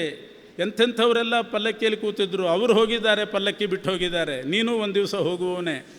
ಕ್ಷಣಿಕವಾದ ನಶ್ವರವಾದ ದೇಹ ಇಟ್ಟುಕೊಂಡು ಯಾವತ್ತೂ ಮೃತ್ಯು ಬರ್ತದೆ ಅಂತ ಹೇಳಲಿಕ್ಕಾಗೋದಿಲ್ಲ. ನನ್ನನ್ನು ಯಮಲೋಕಕ್ಕೆ ಕಳಿಸಲಿಕ್ಕೆ ತಯಾರಾಗಿದ್ದಿ, ಪಲ್ಲಕ್ಕಿಯಲ್ಲಿ ಕೂತ್ಕೊಂಡು ಮೆರಿಲಿಕ್ಕೆ ತಯಾರಾಗಿದ್ದಿ. ಒಬ್ಬ ಕವಿ ಹೇಳ್ತಾನೆ, ಯಥಾ ವ್ಯಾಲಗಲಸ್ಥೋಪಿ ಬೇಕಃ ದಂಶಾನಪೇಕ್ಷತೆ. ಒಂದು ಕಪ್ಪೆ ಹಾವಿನ ಬಾಯಿ ಒಳಗಿದೆ, ಹಾವು ನುಂಗಿದೆ, ಕಪ್ಪೆಯನ್ನು ಬಾಯಿಗೆ ಹಾಕ್ಕೊಂಡಿದೆ, ನುಂಗಬೇಕು ಆ ಸ್ಥಿತಿಯಲ್ಲಿದೆ. ಆವಾಗ ಕಪ್ಪೆ ನಾಲಿಗೆ ಚಾಚುತ್ತದಂತೆ, ಹುಳ ಸಿಗ್ತದ ಅಂತ, ತಿನ್ನಲಿಕ್ಕೆ ಹುಳ ಸಿಗ್ತದ ಅಂತ. ಯಥಾ ವ್ಯಾಲಗಲಸ್ಥೋಪಿ ಬೇಕಃ ದಂಶಾನಪೇಕ್ಷತೆ ತಥಾ ಕಾಲಾಹೀನಾಗ್ರಸ್ತ ಭೋಗಾನಪೇಕ್ಷತೆ ಜೀವ ಭೋಗಾನಪೇಕ್ಷತೆ. ನೀನು ನಿನ್ನ ಮೃತ್ಯು ನೋಡ್ಕೋ, ನಿನ್ನ ಜೀವನ ನೀನು ನೋಡ್ಕೋ, ನನ್ನನ್ನು ಯಮಲೋಕಕ್ಕೆ ಕಳಿಸೋದಿರಲಿ. ಅಷ್ಟರೊಳಗೆ ನೀನೇ ಹೋದರೆ ಏನು ಮಾಡ್ತಿದ್ದಿ? ಏನು ಶಾಶ್ವತನ ನಿನ್ನ ದೇಹ? ಹೀಗೆಲ್ಲ ಜಡಭರತರು ಅವನ ಧೂಳು ಝಾಡಿಸಿದರು ರಹುಗಣಂದು. ಆಗ ಅವನಿಗೆ ಇವರು ಮಾತಾಡಿದ್ದು ನೋಡಿ ಆಶ್ಚರ್ಯ ಆಯಿತು. ಇವರು ಹೇಳ್ತಾರೆ ಜಡಭರತರು, ದೇಹ ಬೇರೆ ನಾನು ಬೇರೆ, ದೇಹೇನ ಜಾತ ಸಿಹಿ ಸ್ಥೌಲ್ಯಾಕಾರ್ಷ ಎಲ್ಲ ದೇಹನೇ ನಾನು ಅಂತ ಭಾವಿಸಿದವನಿಗೆ ದೇಹ ಬೇರೆ ನಾನು ಬೇರೆ. ಆಗ ಅವನಿಗೆ ಜ್ಞಾನೋದಯ ಆಯಿತು. ಪಲ್ಲಕ್ಕಿಯಿಂದ ಇಳಿದ, ಅವರಿಗೆ ನಮಸ್ಕಾರ ಮಾಡಿದ. ನಮಸ್ಕಾರ ಮಾಡಿ, ಎಂಥ ಜ್ಞಾನಿಗಳು ನೀವು, ದೇಹ ಬೇರೆ ಆತ್ಮ ಬೇರೆ ಅನ್ನುವಂಥ ಜ್ಞಾನವೇ ಇರೋದಿಲ್ಲ ನಿಮಗೆ. ದೇಹದ ಮೇಲೆ ಅಭಿಮಾನ ಬೇರೆ ತ್ಯಾಗ ಮಾಡಿದ್ದೇನೆ ಅಂದರೆ ಇವರು. ನೀನು ಯಮಲೋಕಕ್ಕೆ ಕಳಿಸಿದರೆ ನನಗೇನು ವಿಚಾರ ಇಲ್ಲ, ಒಂದು ಜನ್ಮ ಹೋಯಿತು ಅಂತ ಸುಲಭವಾಗಿರ್ತೀನಿ. ಪರೀಕ್ಷೆ ವಿದ್ಯಾರ್ಥಿಗಳು ಒಂದೊಂದು ಪೇಪರ್ ಮುಗಿದ್ರೆ ಹೇಗೆ ಸಂತೋಷ ಪಡ್ತಾರೆ, ಒಂದೊಂದು ಜನ್ಮ ಕಳೆದ್ರೆ ಸಂತೋಷ ಪಡುವವನು ನಾನು. ಹೋಯಿತು ಒಂದು ಪೇಪರ್ ಮುಗೀತು ಅಂದ ಹಾಗೆ ಒಂದು ಜನ್ಮ ಮುಗೀತು ಅಂತ. ನನಗೇನು ಈ ದೇಹದ ಮೇಲೆ ಅಭಿಮಾನ ಇಲ್ಲ ಅಂತಾರೆ. ಸ್ತಬ್ಧ ಪಿಷ್ಟಪೇಶಃ ಅಂತಾರೆ. ನಾನು ದೇಹದ ಮೇಲೆ ಅಭಿಮಾನ ತ್ಯಾಗ ಮಾಡಿದ್ದೀನಿ. ನೀನು ಹೊಡೆದು ಬಡಿದು ಯಮಲೋಕಕ್ಕೆ ಕಳಿಸಿದರೆ ನನಗೇನೂ ಬಾಧಕ ಇಲ್ಲ. ಎಂಥ ಜ್ಞಾನ! ಆಗ ಅವನು ಇಳಿದು ರಹುಗಣ ಹೇಳ್ತಾನೆ, ಸ್ವಾಮಿ ಎಂಥ ಜ್ಞಾನಿಗಳು ನೀವು. ನಾಹಂ ವಿಶಂಕೆ ಸುರರಾಜ ವಜ್ರಾತ್ ನತ್ರಕ್ಷಶೂಲಾತ್ ನ ಯಮಸ್ಯ ದಂಡಾತ್ ನಾಗ್ನರ್ಕ ಸೋಮಾನಿಲ ವಿತ್ತಪಾಸ್ತ್ರಾತ್ ಶಂಕೆ ಭೃಶಂ ಬ್ರಹ್ಮಕುಲಾವಮಾನಾತ್. ನಿಮ್ಮಂಥ ಬ್ರಹ್ಮಜ್ಞಾನಿಗಳಿಗೆ ಅವಮಾನ ಆಯ್ತು ಮಾಡಿದ್ನಲ್ಲ ನಾನು, ಅದಕ್ಕೆ ಭಯಪಡ್ತೇನೆ. ಇಂದ್ರನ ವಜ್ರಾಯುಧಕ್ಕೆ ಹೆದರೋದಿಲ್ಲ, ಯಮನ ದಂಡಕ್ಕೆ ಹೆದರೋದಿಲ್ಲ. ನಿಮ್ಮಂಥ ಬ್ರಹ್ಮಜ್ಞಾನಿಗಳಿಗೆ ಅವಮಾನ ಆಗಬಾರ್ದು ಆಯ್ತಲ್ಲ ಅಂತ ನಾನು ಭಯಪಡ್ತಾ ಇದ್ದೀನಿ. ಕ್ಷಮಿಸ್ರಿ, ನನ್ನನ್ನು ಕ್ಷಮ ಮಾಡಿ, ನೀವೇ ತತ್ವೋಪದೇಶ ಮಾಡಿರಿ. ನಾನು ಕಪಿಲಾಶ್ರಮಕ್ಕೆ ಹೊರಟಿದ್ದೆ, ನೀವೇ ಉಪದೇಶ ಮಾಡಿ ಅಂತ ಆಳು ಕಾಳೆಲ್ಲ ಕಳಿಸಿ, ಪಲ್ಲಕ್ಕೆ ಕಳಿಸಿ, ಜಡಭರತರ ಕಾಲಿಗೆ ಬಿದ್ದು ನೀವೇ ನನ್ನ ಗುರುಗಳು ಅಂತ ಕೂತ. ಇವನ ತಪ್ಪನ್ನು ಕ್ಷಮಿಸಿ ಜಡಭರತರು ಅವನಿಗೆ ಉಪದೇಶ ಮಾಡ್ತಿದ್ದಾರೆ. ಭವಾಟವಿ ವರ್ಣನ ಅಂತ ಒಂದು ಉಪದೇಶ ಮಾಡಿದರು. ನಿನಗೆ ಮಾತ್ರ ಅಲ್ಲ, ಇಡೀ ಮಾನವ ಜನಾಂಗಕ್ಕೆ ಒಂದು ಉಪದೇಶ ಮಾಡ್ತೇನೆ ಅಂತ ಮಾಡಿದ್ದಾರೆ. ಪ್ರತಿಯೊಬ್ಬ ಮನುಷ್ಯ ಪ್ರಪಂಚದಲ್ಲಿ ಹುಟ್ಟಿದವನು ಎಂಥ ಭದ್ರವಾದ ಕೋಟೆ ಕಟ್ಟಿಕೊಂಡು, ಮನೆ ಕಟ್ಟಿಕೊಂಡು, ಅದಕ್ಕೆ ಎರಡೆರಡು ಗೇಟು ಎಲ್ಲ ಭದ್ರ ಮಾಡಿಕೊಂಡಿದ್ದರೂ ಕೂಡ ಹೇಗೆ ಬದುಕಬೇಕು ಅಂತಂದರೆ, ಕಾಡಿನ ಮಧ್ಯದಲ್ಲಿದ್ದವನು ಎಷ್ಟು ಹುಷಾರಾಗಿರ್ತಾನೆ, ಆ ರೀತಿ ನಾಡಿನಲ್ಲಿದ್ದವರು ಅಷ್ಟು ಹುಷಾರಾಗಿ ಬದುಕಬೇಕು. ಕಾಡಿನಲ್ಲಿ ಹೋಗುವಾಗ ಬಹಳ ಜಾಗರೂಕರಾಗಿ ಹೋಗ್ತಾರೆ. ಎಲ್ಲಿ ಕಳ್ಳರು ಬರ್ತಾರೋ, ದರೋಡೆಕೋರರು ಬರ್ತಾರೋ, ಹಣದ ಗಂಟು ಕಸಿತಾರೋ, ಅಥವಾ ಹುಲಿ ಕರಡಿ ಸಿಂಹ ಬರ್ತದೋ ಅಂತ ಮೈಯೆಲ್ಲ ಕಣ್ಣು ಮಾಡಿಕೊಂಡು ಬಹಳ ಜಾಗರೂಕರಾಗಿ ಜಾಗ್ರತೆ ವಹಿಸಿ ಹೋಗ್ತಾರೆ. ಜಡಭರತರು ಹೇಳ್ತಾರೆ, ಕಾಡಿನಲ್ಲಿ ಹೋಗುವವರು ಎಷ್ಟು ಜಾಗ್ರತೆ ವಹಿಸ್ತಾರೆ, ಅದಕ್ಕಿಂತ ಹೆಚ್ಚಿನ ಜಾಗ್ರತೆ ನಾಡಿನಲ್ಲಿರುವವರು ಅದನ್ನು ಜಾಗ್ರತೆ ವಹಿಸಬೇಕು. ಯಾಕೆಂದರೆ ಕಾಡಿನಲ್ಲಿ ಬರುವಂಥ ಕಳ್ಳರು ಹಣದ ಗಂಟು ಕಸ್ಕೊಳ್ಬೋದು, ಮತ್ತೆ ಸಂಪಾದನೆ ಮಾಡ್ತಾರೆ. ಕಾಡಿನಲ್ಲಿ ಬರುವ ಕ್ರೂರ ಮೃಗಗಳು ದೇಹ ನಾಶ ಮಾಡಬಹುದು, ಮತ್ತೊಂದು ದೇಹ ಬರ್ತದೆ. ಆದರೆ ನಾಡಿನಲ್ಲಿ ಬರುವ ಕಳ್ಳರು ನಾಡಿನಲ್ಲಿ ಬರತಕ್ಕಂಥ ಕ್ರೂರ ಮೃಗಗಳು ಏನು ಮಾಡ್ತಾರೆ? ನಾಡಿನಲ್ಲಿ ಬರುವ ಕಳ್ಳರು ಹಣದ ಗಂಟು ಕಸಿಯೋದಿಲ್ಲ, ಪುಣ್ಯದ ಗಂಟು ಕಸಿಕೊಳ್ತಾರೆ. ಈ ನಾಡಿನಲ್ಲಿ ಬರುವಂಥ ಕ್ರೂರ ಮೃಗಗಳು ದೇಹನಾಶ ಅಲ್ಲ, ಆತ್ಮನಾಶ. ಆತ್ಮನನ್ನು ಅಂಧಂತಮಸ್ಸಿಗೆ ಹಾಕ್ತಾವೆ. ಅಂಥ ಕ್ರೂರ ಮೃಗಗಳಿದ್ದಾವೆ ನಾಡಿನಲ್ಲಿ. ಆದ್ದರಿಂದ ಕಾಡಿನಲ್ಲಿರುವವರಿಗಿಂತ ನಾಡಿನಲ್ಲಿರುವವರು ಬಹಳ ಹುಷಾರಾಗಿರಬೇಕು. ಯಾರು ಇಲ್ಲಿ ಬರ್ತಕ್ಕಂಥ ಕಳ್ಳರು? ಕಾಮ, ಕ್ರೋಧ, ಲೋಭ, ಮೋಹ, ಮದ, ಮಾತ್ಸರ್ಯ, ದುರಹಂಕಾರ ನಿನಗೆ ಬಂದಿದೆ ನೋಡು. ಯಮಲೋಕ ಕಟ್ಟಿಬಿಡ್ತೇನೆ ಅನ್ನುವಷ್ಟು ದುರಹಂಕಾರ, ಎಷ್ಟು ಸಿಟ್ಟು. ಪಲ್ಲಕ್ಕಿ ಸ್ವಲ್ಪ ನಾನು ನಡೆದದ್ದು ನಿಧಾನ ಆಯಿತು ಅಂತ ಎಷ್ಟು ಸಿಟ್ಟು. ಯಮಲೋಕಕ್ಕೆ ಕಳಿಸ್ತೇನೆ ಅಂತಿದ್ದು. ಇದೇ ಕಳ್ಳರು, ನಾಡಿನಲ್ಲಿ ಬರುವ ಕಳ್ಳರು ಇವರು. ಪುಣ್ಯದ ಗಂಟು ಕಸಿಕೊಳ್ತೀವಿ. ನೀನು ನನ್ನನ್ನು ಕೊಂದರೆ ನಿನ್ನ ಪುಣ್ಯ ಹೋಗ್ತದೆ. ಎಷ್ಟೋ ಜನ್ಮದ ಸುಕೃತದಿಂದ ಈ ಮನುಷ್ಯ ಜನ್ಮ ಬಂದಿದೆ. ಇದನ್ನು ಕಳ್ಕೊಳ್ತಿ, ಅಧಪಾತಕ್ಕೆ ಬೀಳ್ತಿ. ಮತ್ತೆ ಮನುಷ್ಯ ಜನ್ಮಕ್ಕೆ ಬರಬೇಕಾದ್ರೆ 84 ಲಕ್ಷ ಯೋನಿಯಲ್ಲಿ ಹುಟ್ಟುತ್ತಾ ಬರಬೇಕು. ಜಾತೀಶತೇಷು ಲಭತೆ ಭುವಿ ಮಾನುಷತ್ವಂ. ಎಷ್ಟೋ ಸಾವಿರಾರು ಜನ್ಮ ಆದಮೇಲೆ ಬರೋದು ಮನುಷ್ಯ ಜನ್ಮ. ಅಂಥ ಜನ್ಮಕ್ಕೆ ಬಂದವನು ಬಹಳ ಹುಷಾರಾಗಿರಬೇಕು. ಹಾವು ಏಣಿ ಆಟ ಅಂತ ಒಂದು ಆಟ ಇದೆ. ಒಂದು ಪಟ ಇರ್ತಿತ್ತು, ಹಾವು ಏಣಿ ಆಟ ಅಂತ. ಕವಡೆ ಹಾಕಿದಂಗೆಲ್ಲ ಏಣಿ ಏರ್ಕೊಂಡು ಮೇಲಿನ ಸಾಲಿಗೆ ಬಂದಿರ್ತಾನೆ. ಅಲ್ಲಿ ಒಂದು ಹಾವಿರ್ತದೆ. ಏನು ಮಾಡಿದರೂ ಆ ಹಾವಿನ ಬಾಯಿಗೆ ಬೀಳ್ತಾನೆ. ಬಿದ್ದರೆ ಮತ್ತೆ ಕೆಳಗೇ ಇಳಿಬೇಕು, ಮತ್ತೆ ಏಣಿ ಹತ್ಕೊಂಡು ಏರ್ತಾ ಹೋಗಬೇಕು, ಮತ್ತೆ ಹಾವಿನ ಬಾಯಿಗೆ ಬೀಳ್ತಾನೆ. ಮನುಷ್ಯ ಜನ್ಮ ಅಂದರೆ ಈ ಹಾವು ಏಣಿ ಪಟ್ಟದಲ್ಲಿ ಮೇಲಿನ ಸಾಲಿಗೆ ಬಂದ ಹಾಗೆ, ಅಲ್ಲಿ ಹಾವಿನ ಬಾಯಿಗೆ ಬೀಳದ ಹಾಗೆ ಎಚ್ಚರ ವಹಿಸಬೇಕು. ಬಹಳ ಹುಷಾರಾಗಿರಬೇಕು. ನಡ್ಕೊಂಡು ಹೋಗುವವರು ಬಿದ್ದರೆ ಹೆಚ್ಚು ಗಾಯ ಆಗೋದಿಲ್ಲ, ಮರದ ಮೇಲಿನಿಂದ ಬಿದ್ದರೆ ಗಾಯ ಜಾಸ್ತಿ. ಅದರಿಂದ ಎತ್ತರಕ್ಕೇರಿದವರು ಹುಷಾರಾಗಿರಬೇಕಾಗ್ತದೆ. ಬಿದ್ದರೆ ಫ್ರ್ಯಾಕ್ಚರ್ ಆಗ್ತದೆ, ನಡ್ಕೊಂಡು ಹೋಗುವಾಗ ಬಿದ್ದರೆ ಅಷ್ಟು ಫ್ರ್ಯಾಕ್ಚರ್ ಆಗೋದು. ಮೇಲಿನಿಂದ ಬಿದ್ದಾಗ ಏಟು ಜಾಸ್ತಿ. ಮನುಷ್ಯ ಜನ್ಮ ಬಹಳ ಎತ್ತರದ ಜನ್ಮ. ಇಲ್ಲಿ ನೀನು ನನ್ನನ್ನು ಕೊಂದರೆ, ನನ್ನನ್ನು ಯಮಲೋಕಕ್ಕೆ ಕಳಿಸ್ತೇನೆ ಅಂತಂದರೆ ಎಂಥ ಅಧಪಾತಕ್ಕೆ ಹೋಗ್ತಿ. ಅದರಿಂದ ಇಂಥ ಜನ್ಮ ಬಂದಿದೆ, ಬಹಳ ಹುಷಾರಾಗಿರಬೇಕು ನೀನು. ಇದೇ ಭವಾಟಿ ವಿವರಣ ಅಂದರೆ ಈ ಪ್ರಪಂಚ ಅನ್ನೋದೊಂದು ದೊಡ್ಡ ಅರಣ್ಯ. ನೀನು ಈ ಪ್ರಪಂಚಕ್ಕೆ ಬಂದಿದ್ದೆಲ್ಲ ಇಲ್ಲಿ ಇರಲಿಕ್ಕೆ ಬಂದದ್ದಲ್ಲ, ಮುಂದೆ ನಿನ್ನ ಮನೆಗೆ ಹೋಗಲಿಕ್ಕೆ ಬಂದದ್ದು. ಇದು ದಾರಿ. ಈ ಪ್ರಪಂಚದಲ್ಲಿ ನಾವು ಹುಟ್ಟಿದ್ದೇವೆ, ದಾರಿಯಲ್ಲಿ ಎಲ್ಲೋ ಒಂದು ಕಡೆ ಇಳ್ಕೊಂಡಾಗ ಅಲ್ಲಿ ಶೃಂಗಾರ ಮಾಡೋದಲ್ಲ ಮನೆ. ದಾಸರು ಹೇಳ್ತಾರೆ, ಅಲ್ಲಿದೆ ನಮ್ಮ ಮನೆ ಅಂತಾರೆ. ನಮ್ಮ ಮನೆ ಅಲ್ಲಿದೆ. ಅಲ್ಲಿ ಮುಕುಂದೇ ಮಂದಿರೇಸ್ಮಿನ್, ಮುಕುಂದನ ಮಂದಿರ. ಅಲ್ಲಿ ಹೋಗುವವರು ಈ ದಾರಿಯಲ್ಲಿ ಹುಷಾರಾಗಿರಬೇಕು ಆ ಮನೆ ಮುಟ್ಟೋ ತನಕ. ಇದನ್ನೇ ದಾಸರು ಅಲ್ಲಿದೆ ನಮ್ಮ ಮನೆ ಅಂತ ಒಂದು ಬಹಳ ಸ್ವಾರಸ್ಯದ ಮಾತು, ಒಂದು ಕೃತಿಯನ್ನು ಮಾಡಿದ್ದಾರೆ, ಕೇಳಿ.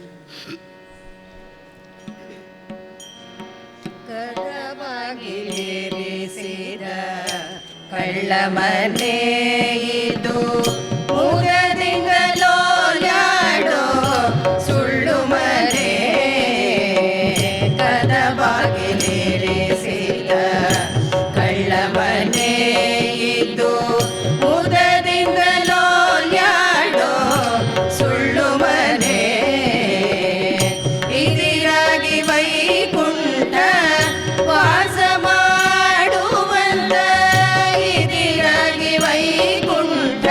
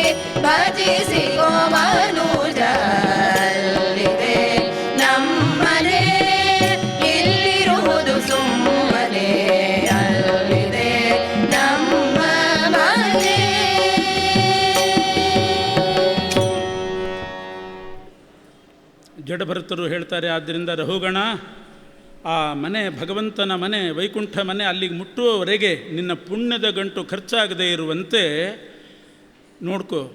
ದಾರಿಯಲ್ಲಿ ಬರುವಂಥ ಕಳ್ಳರನ್ನು ಓಡಿಸಲಿಕ್ಕೆ ಕೈಯಲ್ಲಿ ಖಡ್ಗ ಹಿಡ್ಕೋ. ಜ್ಞಾನವೆಂಬಂಥ ಖಡ್ಗ ನಿನ್ನ ಬಳಿ ಇರಲಿ. ಕೈಯಲ್ಲಿ ಖಡ್ಗ ಇದ್ದರೆ ಯಾವ ಕಳ್ಳರು ಬರೋದಿಲ್ಲ. ಕೈಯಲ್ಲಿ ಒಂದು ಕೋಲಿತ್ತು ಅಂತಂದರೆ ಪ್ರಾಣಿಗಳು ಬರೋದಿಲ್ಲ, ಆಯುಧ ಇದ್ದರೆ. ಜ್ಞಾನ ಸೀಮಾದಾಯ ತರಾತಿಪಾರಂ. ಜ್ಞಾನವೆಂಬ ಖಡ್ಗ ಹಿಡ್ಕೊಂಡು ಈ ಸಂಸಾರವೆಂಬ ಅರಣ್ಯವನ್ನು ದಾಟು. ಆ ಭಗವಂತನ ಮಂದಿರ, ಅದೇ ನಿನ್ನ ಮಂದಿರ, ಅಲ್ಲಿಗೆ ನೀನು ಮುಟ್ಟಬಹುದು. ವಿವೇಕ ಜ್ಞಾನ ಇರಲಿ, ಎಚ್ಚರಿಕೆ ಇರಲಿ ಅಂತ ಉಪದೇಶ ಮಾಡಿದರು. ಜಡಭರತರ ಉಪದೇಶದಿಂದ ರಹುಗಣನ ದುರಹಂಕಾರ ಎಲ್ಲ ಹೋಯಿತು. ಅವನು ಹೇಳ್ತಾನೆ, ಸ್ವಾಮಿ, ನಿಮ್ಮ ಒಂದು ಕ್ಷಣದ ಸಮಾಗಮ, ಮಹಾತ್ಮನಾಂ ವಃ ಪ್ರಚುರ ಸಮಾಗಮ, ನಿಮ್ಮ ಕ್ಷಣದ ಸಮಾಗಮದಿಂದ ನನ್ನ ದುರಹಂಕಾರ ಹೆಮ್ಮರವಾಗಿ ಬೆಳೆದಿತ್ತು, ಬುಡ ಸಮೇತ ಕಿತ್ತೋಯಿತು. ಇವತ್ತಿನಿಂದ ನನ್ನ ಜೀವನದ ಶೈಲಿಯೇ ಬದಲಾಯಿತು ಅಂತ ತಿಳ್ಕೊಳ್ರಿ. ಇದುವರೆಗೆ ಜೀವನ ಮಾಡ್ತಾ ಇದ್ದ ಕ್ರಮವೇ ಬೇರೆ, ಇನ್ನು ಮುಂದೆ ನನ್ನ ಜೀವನದ ಶೈಲಿಯೇ ಬೇರೆ, ಬದಲಾಯಿಸ್ಕೊಳ್ತೇನೆ. ನಾನು ಹೇಗೆ ಬದುಕಬೇಕು ಅಂತ ಗೊತ್ತಾಯಿತು. ನಯ, ವಿನಯ, ಸಾತ್ವಿಕತೆ, ಸ್ನೇಹ, ಪ್ರೀತಿ ಅದನ್ನು ಅಳವಡಿಸ್ಕೊಂಡು ನಾನು ಬದುಕ್ತೇನೆ. ನನ್ನ ಲೈಫ್ ಸ್ಟೈಲೇ ಚೇಂಜ್ ಮಾಡಿಸಿದಿರಿ ನೀವು ಅಂತ ಬಹಳ ಕೃತಜ್ಞತೆ ಹೇಳಿ ರಹುಗಣ ಹೊರಟಿದ್ದಾನೆ. ಆ ನಂತರದಲ್ಲಿ ಭಾಗವತದಲ್ಲಿ ನಾವು ಬ್ರಹ್ಮಾಂಡದ ವರ್ಣನೆ ನೋಡ್ತೇವೆ. ಬಹಳ ವಿಸ್ತಾರವಾಗಿ ವರ್ಣನೆ ಮಾಡಿದ್ದಾರೆ. ಬಹುಚಿತ್ರ ಜಗದ್ ಬಹುಧಾಕರಣಾತ್ ಪರಶಕ್ತಿರನಂತ ಗುಣಃಪರಮಃ ಅಂತ ಆಚಾರ್ಯರು ಒಂದು ಮಾತು ಹೇಳ್ತಾರೆ. ಇಷ್ಟು ದೊಡ್ಡ ಬ್ರಹ್ಮಾಂಡ, ಅದರೊಳಗೆ 14 ಲೋಕಗಳು, ಅದರಲ್ಲಿ ಭೂಲೋಕ, ಭೂಲೋಕದಲ್ಲಿ ಭೂಭಾಗ, ಭೂಭಾಗದಲ್ಲಿ ಸಪ್ತದ್ವೀಪ, ಸಪ್ತ ಸಾಗರಗಳು, ಅದರಲ್ಲಿ ಮಧ್ಯದ ಜಂಬೂದ್ವೀಪ, ಜಂಬೂದ್ವೀಪದಲ್ಲಿರುವ ನವಖಂಡಗಳು, ಅದರಲ್ಲಿ ಒಂದು ಭಾರತ ಖಂಡ. ಎಷ್ಟು ಅದ್ಭುತ, ಎಷ್ಟು ವಿಸ್ತಾರವಾದ್ದು. ನಾವು ಯಾವುದೋ ಮೂಲೆಯಲ್ಲಿದ್ದೆ. ಇಂಥ ಬ್ರಹ್ಮಾಂಡದ ವರ್ಣನೆ ಮಾಡಿ, ಯಾಕಿದನ್ನೆಲ್ಲ ವರ್ಣನೆ ಮಾಡಿದರು ಶುಕಾಚಾರ್ಯರು ಅಂತಂದರೆ, ಪರಮಾತ್ಮನ ಮಹಿಮೆ ಅರ್ಥ ಮಾಡಿಕೊಳ್ಬೇಕು. ಎಷ್ಟು ಅದ್ಭುತವಾದ ಶಕ್ತಿ ಪರಮಾತ್ಮನಿಗೆ. ಪರಶಕ್ತಿರನಂತ ಗುಣಃಪರಮಃ.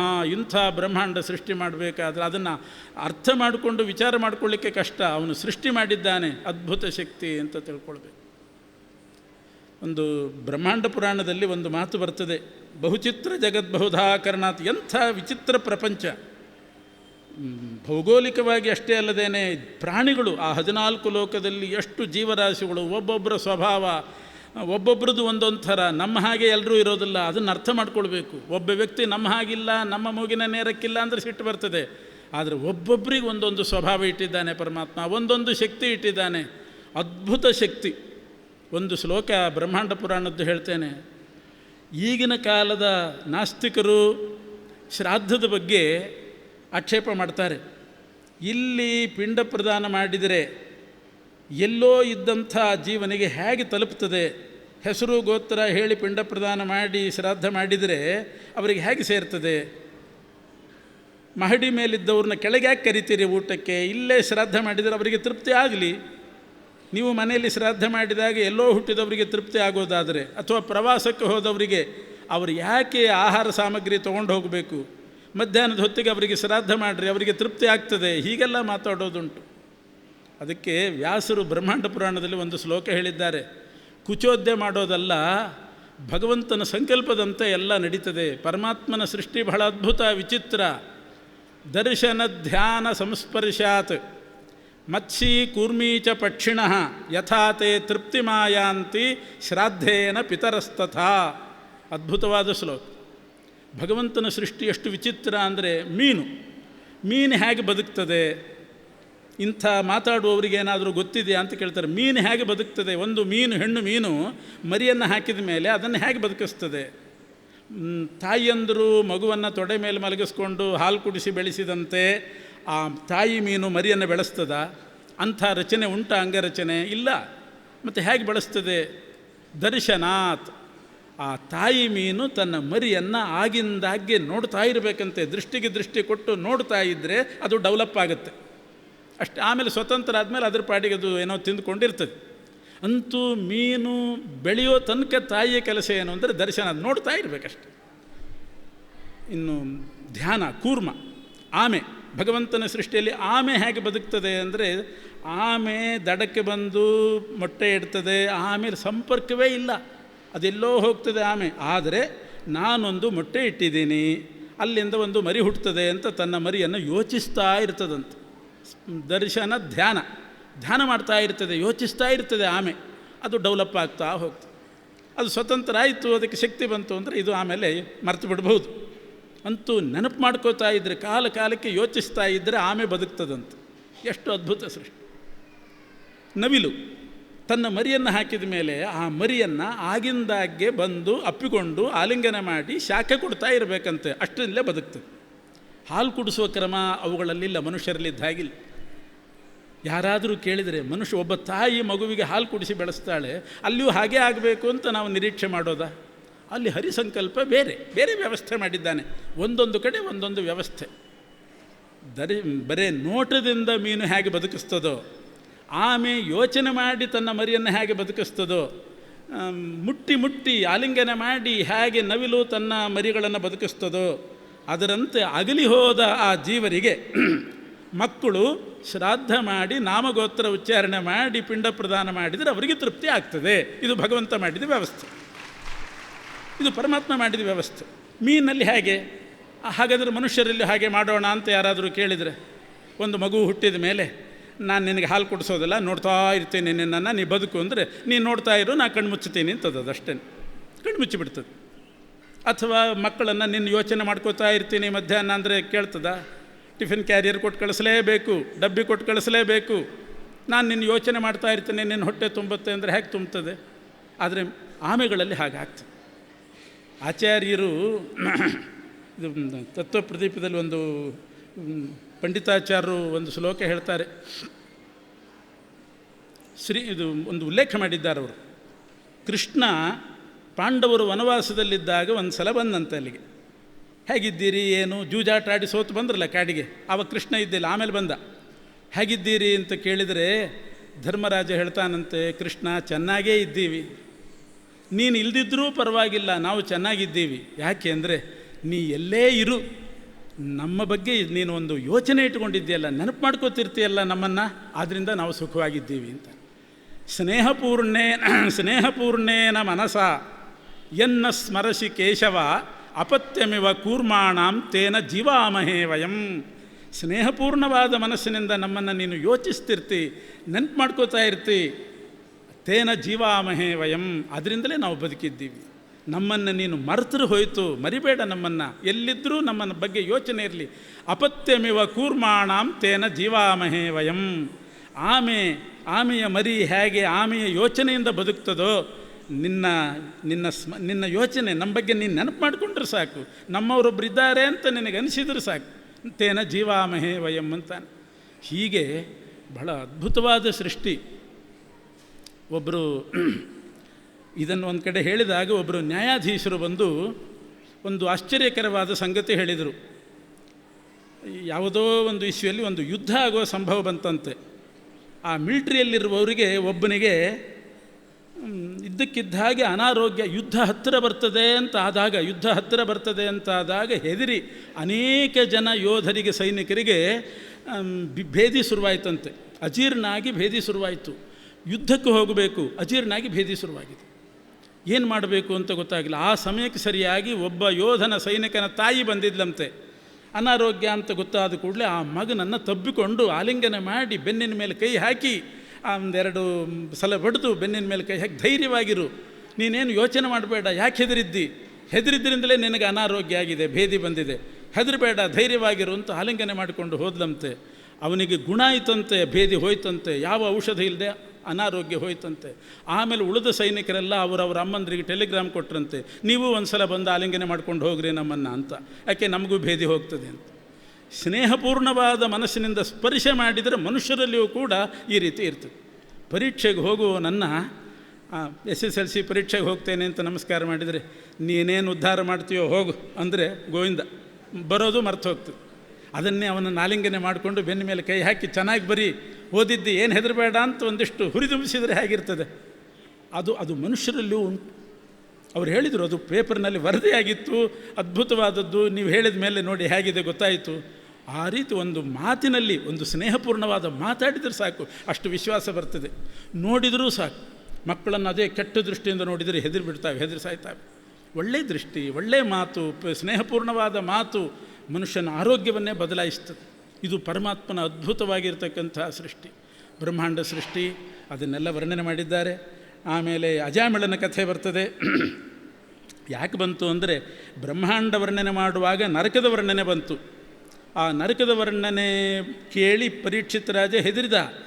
ಕೇಳ್ತಾನೆ, ಬ್ರಹ್ಮಾಂಡ ವರ್ಣನೆಯಲ್ಲಿ ನರಕದ ವರ್ಣನೆ ಮಾಡಿದಿರಿ, ಆ ನರಕದಿಂದ ಪಾರಾಗಲಿಕ್ಕೆ ಏನು ಮಾಡಬೇಕು?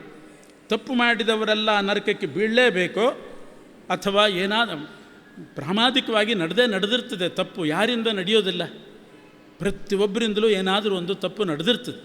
ಅಂಥವರೆಲ್ಲ ನರಕಕ್ಕೆ ಬೀಳಲೇಬೇಕೋ ಅಥವಾ ಏನಾದರೂ ಮಾಡಿ ಅದನ್ನು ತಪ್ಪಿಸ್ಕೊಳ್ಬಹುದು ಅಂತ ಕೇಳಿದಾಗ ಶುಕಮುನಿಗಳು ಹೇಳ್ತಾರೆ, ಪ್ರಾಯಶ್ಚಿತ್ತ ಅಂತ ಒಂದಿದೆ.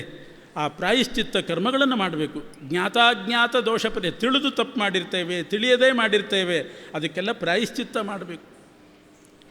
ಆ ಪ್ರಾಯಶ್ಚಿತ್ತದಿಂದ ಪಾಪ ಪರಿಹಾರ ಆಗ್ತದೆ. ಪ್ರಾಯ ಪಾಪಂ ಸಮುದ್ದಿಷ್ಟಂ ಚಿತ್ತಂ ತಸ್ಯ ವಿಶೋಧನಂ ಅಂತಾರೆ.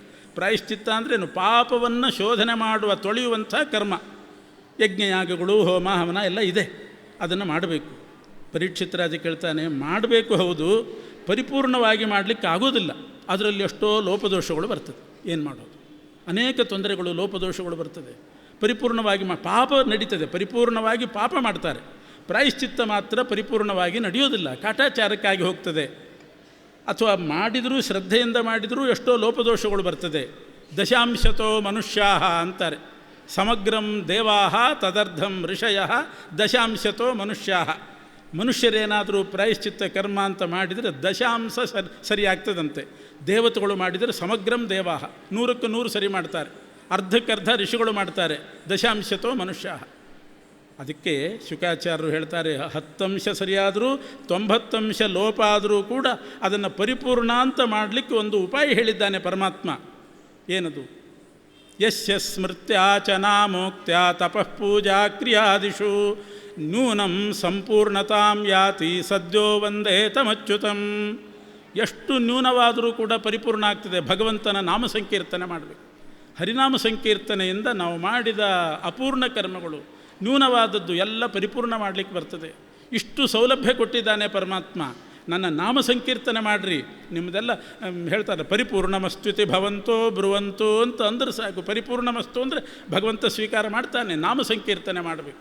ಅಚ್ಯುತಾಯ ನಮಃ, ಅನಂತಾಯ ನಮಃ, ಗೋವಿಂದಾಯ ನಮಃ. ಅಚ್ಯುತೇತಿ ಮನಃಪೂತಂ, ಅನಂತೇತಿ ಚ ವಾಕ್ಪುನಃ, ಗೋವಿಂದೇತಿ ತನುಃಪೂತ. ಅಚ್ಯುತ ನಾಮದಿಂದ ಏನು ಮಾನಸಿಕವಾಗಿ ಲೋಪಗಳು ಬಂದಿರ್ತದೆ ಎಲ್ಲ ಪರಿಹಾರ ಆಗ್ತದೆ. ಅನಂತನಾಮದಿಂದ ವಾಚನಿಕವಾಗಿ ಎಷ್ಟೋ ಮಂತ್ರಗಳು ತಪ್ಪಾಗಿರ್ತದೆ, ಹೆಚ್ಚು ಕಡಿಮೆ ಆಗಿರ್ತದೆ. ಸ್ವರ ವರ್ಣ ಮಂತ್ರತಸ್ತಂತ್ರತಶ್ಛಿದ್ರಂ ಸ್ವರತೋ ವರ್ಣತೋಪಿವ ಸರ್ವಂ ಕರೋತಿ ನಿಶ್ಚಿದ್ರಂ ನಾಮ ಸಂಕೀರ್ತನಂ ಹರೇಹೇ. ಹರಿನಾಮ ಸಂಕೀರ್ತನೆ ಮಾಡಿದರೆ ಅದೆಲ್ಲ ಪರಿಹಾರ ಆಗ್ತದೆ. ಅದು ಅನಂತನಾಮದಿಂದ. ಗೋವಿಂದೇತಿ ತನುಃಪೂತ. ಎಲ್ಲೋ ಒಂದು ಕಡೆ ಸಂಘದಿಂದ ಹೆಚ್ಚು ಕಡಿಮೆ ಆಗಿದ್ದರೆ, ಶೌಚಾದಿಗಳು ಮೈಲಿಗೇನಾದರೂ ಆಗಿದ್ದರೆ ಗೋವಿಂದ ನಾಮದಿಂದ ಅದು ಲೋಪದೋಷ ಹೋಗ್ತದೆ. ಗೋವಿಂದೇತಿ ತನುಃಪೂತ ಅಂತ ಹೀಗೆ 3 ನಾಮ ಅದನ್ನು ಸಂಕೀರ್ತನೆ ಮಾಡಬೇಕು. ಹರಿನಾಮ ಸಂಕೀರ್ತನೆ ಮಾಡಬೇಕು. ಅಜಾಮಿಳ ಎಷ್ಟು ಪಾಪ ಮಾಡಿದವನು ನಾಮ ಸಂಕೀರ್ತನೆಯಿಂದ ಎಲ್ಲ ಪಾಪ ಪರಿಹಾರ ಮಾಡಿಕೊಂಡು ಉದ್ಧಾರ ಆದ. ಮಹಾಪಾಪಿಷ್ಠನಾಗಿದ್ದ. ಮದುವೆ ಮಾಡಿಕೊಂಡು ಹೆಂಡತಿಯನ್ನು ಬಿಟ್ಟು, ತಂದೆ ತಾಯಿಗಳನ್ನು ಬಿಟ್ಟು, ಕರ್ಮ ಬಿಟ್ಟು, ದಾಸಿ ಸಂಪರ್ಕದಲ್ಲಿ 10 ಮಕ್ಕಳನ್ನು ಪಡೆದವನು.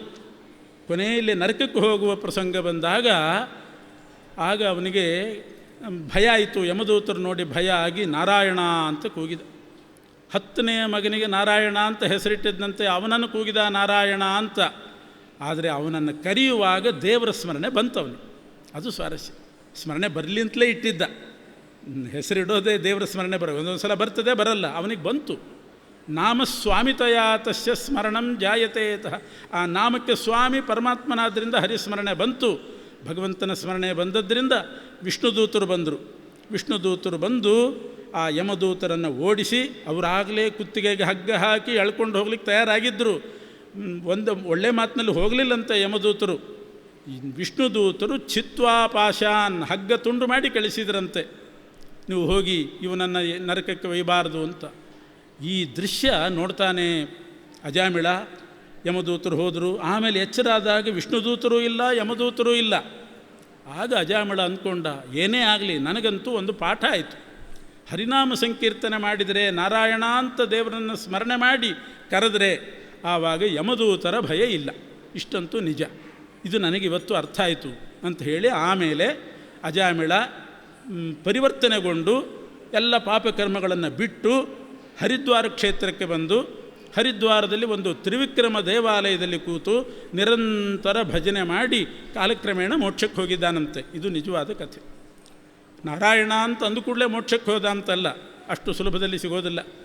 ಇಷ್ಟಿಷ್ಟು ಸಾಧನೆ ಅಂತ ಇರ್ತದೆ. ಆದರೆ ಅವನಿಗೊಂದು ಟರ್ನಿಂಗ್ ಪಾಯಿಂಟ್, ನಾರಾಯಣ ಅಂತ ಹೇಳಿದ್ದು ಆ ಜೀವನದಲ್ಲಿ ಪರಿವರ್ತನೆ ಆಗಲಿಕ್ಕೆ ಒಂದು ದೃಶ್ಯ ಕಂಡಿಗೆ ಬಿತ್ತು.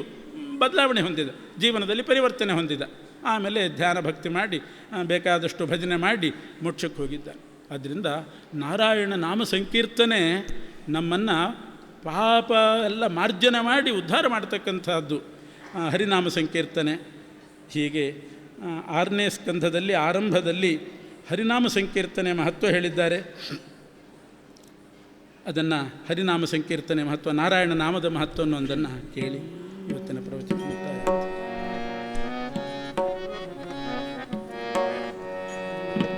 ನಾರಾಯಣ ಎಂದಿರೋ ಶ್ರೀ ನರಹರಿ ಪಾರಾಯಣ ಮಾಡಿರೋ, ನಾರಾಯಣ ಎಂದಿರೋ ಶ್ರೀ ನರಹರಿ ಪಾರಾಯಣ ಮಾಡಿರೋ, ನಾರಾಯಣ ಎಂದಿರೋ. ನಾರಾಯಣ ಎಂದು ಅಜಮಿಳಲು ಕೈವಲ್ಯ ಸೇರಿದನೆಂಬ ಸುದ್ದಿಯ ಕೇಳಿ ಹರಿಯರೇ ನಾರಾಯಣ ಎಲ್ಲಿರೋ. ಕಾಶಿಗೆ ಹೋಗಲೇಕೆ ಕಾವಡಿ ಕೋತು ಬೇಸತ್ತು ತಿರುಗಲೇಕೆ, ವಾಸುದೇವನ ನಾಮ ಬಾಯ್ ತುಂಬ ನೆನೆದರೆ ಕ್ಲೇಶಗಳೆಂಬುದು ಲೇಷ ಮಾತ್ರವಿಲ್ಲ, ನಾರಾಯಣ ಎನ್ನಿರೋ. ಚೋರರ ಭಯವಿಲ್ಲವೋ ಹರಿನಾಮಕ್ಕೆ, ಯಾರ ಅಂಜಿಕೆ ಇಲ್ಲವೋ,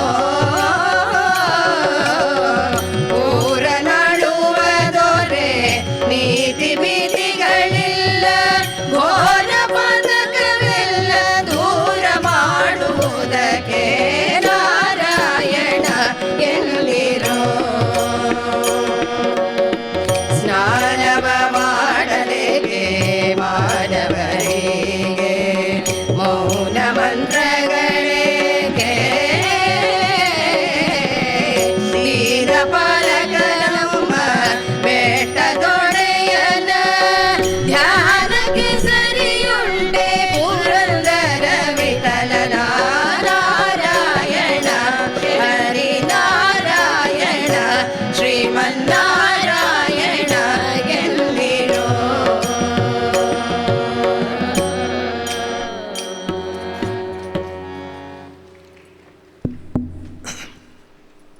ಆಚಾರ್ಯ ಪವನೋಸ್ಮಾಕಂ ಆಚಾರ್ಯಾಣಿ ಚ ಭಾರತೀ ದೇವೋ ನಾರಾಯಣ ಶ್ರೀಶಃ ದೇವಿ ಮಂಗಲದೇವತಾ. ಯತ್ರ ಯೋಗೇಶ್ವರ ಕೃಷ್ಣ ಯತ್ರ ಪಾರ್ಥೋ ಧನುರ್ಧರ ತತ್ರ ಶ್ರೀ ವಿಜಯ ಭೂತಿ ಧ್ರುವ ನೀತಿರ್ಮತಿರ್ಮಮ. ಅರ್ಜುನನಿಗೆ ಮುಂದಿರುವ ಸಮಸ್ಯೆ, ಅವನು ಭಾರೀ ಉಪದೇಶ ಕೊಡ್ತಾನೆ ಕೃಷ್ಣನ ಮುಂದೆ, ಭಾರೀ ತತ್ವಜ್ಞಾನದ ಮಾತನ್ನಾಡ್ತಾನೆ. ಇದರಿಂದ ಭಾರಿ ಅನರ್ಥ, ಲೋಕಕ್ಕೆ ಭಾರಿ ಹಾನಿಯಾಗ್ತದೆ ಎಂಬುದಾಗಿ ಭಾರಿ ಮಾತನಾಡ್ತಾನೆ. ಅದು ಬರೀ ವೇದಾಂತದ ದೃಷ್ಟಿಯಿಂದ ಮಾತಾಡಿದಂತೆ. ಮಾನವೀಯತೆಯ ಭಾವನೆ, ರಕ್ತಪಾತ ಆಗ್ತದೆ, ಹಿಂಸಾಕಾಂಡ, ಇದೆಲ್ಲ ಮಾತಾಡಿದ. ಆದರೆ ಅದೆಲ್ಲ ಪ್ರದರ್ಶನ. ಒಳಗೆ ಇದ್ದದ್ದು ಅವನಿಗೆ ಒಂದು ರೀತಿಯ ಮೋಹ, ವ್ಯಾಮೋಹ.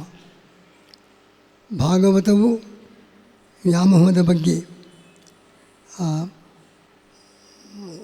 ಉಪದೇಶ, ರಘುಗಣನಿಗೆ ಭರತ ಮುನಿಗಳು ಕೊಟ್ಟ ಉಪದೇಶ, ಎಲ್ಲ ಥರದ ಮೋಹದ ಪರಿಹಾರ. ಅರ್ಜುನನಿಗೆ ಬರೀ ಕಾರುಣ್ಯ ಅಲ್ಲ, ಜನರ ಮೇಲಿನ ಕರುಣೆಯಲ್ಲ, ಅವನಿಗೆ ದೌರ್ಬಲ್ಯ, ಮೋಹ, ಅಭಿಮಾನ. ತನ್ನವರು ಅವರೆಲ್ಲ ಎರಡೂ ಕಡೆಯಲ್ಲಿ ಕೂಡ ತನ್ನವರಿದ್ದಾರೆ. ಅವರೆಲ್ಲರ ಮರಣವನ್ನು ಕಾಣಬೇಕಲ್ಲ. ನಮಗೂ ಅವರಿಗೂ ವಿಯೋಗವಾಗ್ತಾ ಇದೆ, ಅವರ ಜೊತೆಗೆ ಸಂಪರ್ಕ ತಪ್ಪಿ ಹೋಗ್ತದೆ. ಈ ಥರದ ಒಂದು ರೀತಿಯ ಕಾರ್ಪಣ್ಯ ಅಥವಾ ಒಂದು ವ್ಯಾಮೋಹ, ಅಭಿಮಾನ. ತಮ್ಮವರು ಅವರು ಸತ್ತು ಹೋಗ್ತಾರೆ, ಎರಡೂ ಕಡೆಯಲ್ಲಿ ಸತ್ತು ಹೋಗ್ತಾರೆ ಎಂಬುದಾಗಿ ಮೋಹ, ಅಭಿಮಾನ ಇದು ಮೂಲ ಹೊರತು ಹೇಳುವಾಗ ಮಾತ್ರ ಭಾರೀ ದೊಡ್ಡ ಮಾತನಾಡ್ತಾನೆ.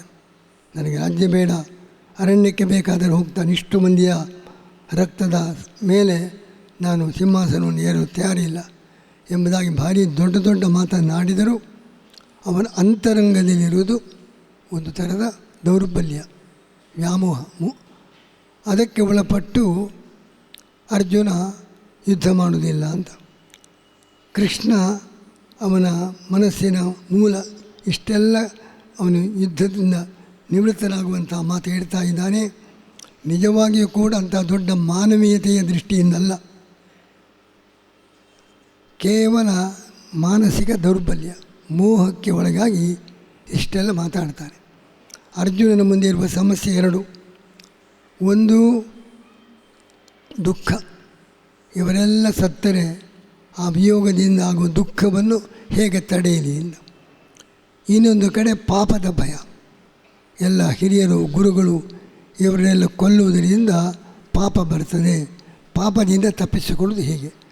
ಒಂದು ಕಡೆ ದುಃಖದ ಭಯ, ಮತ್ತೊಂದು ಕಡೆ ಪಾಪದ ಭಯ. ಇದು ಎರಡು.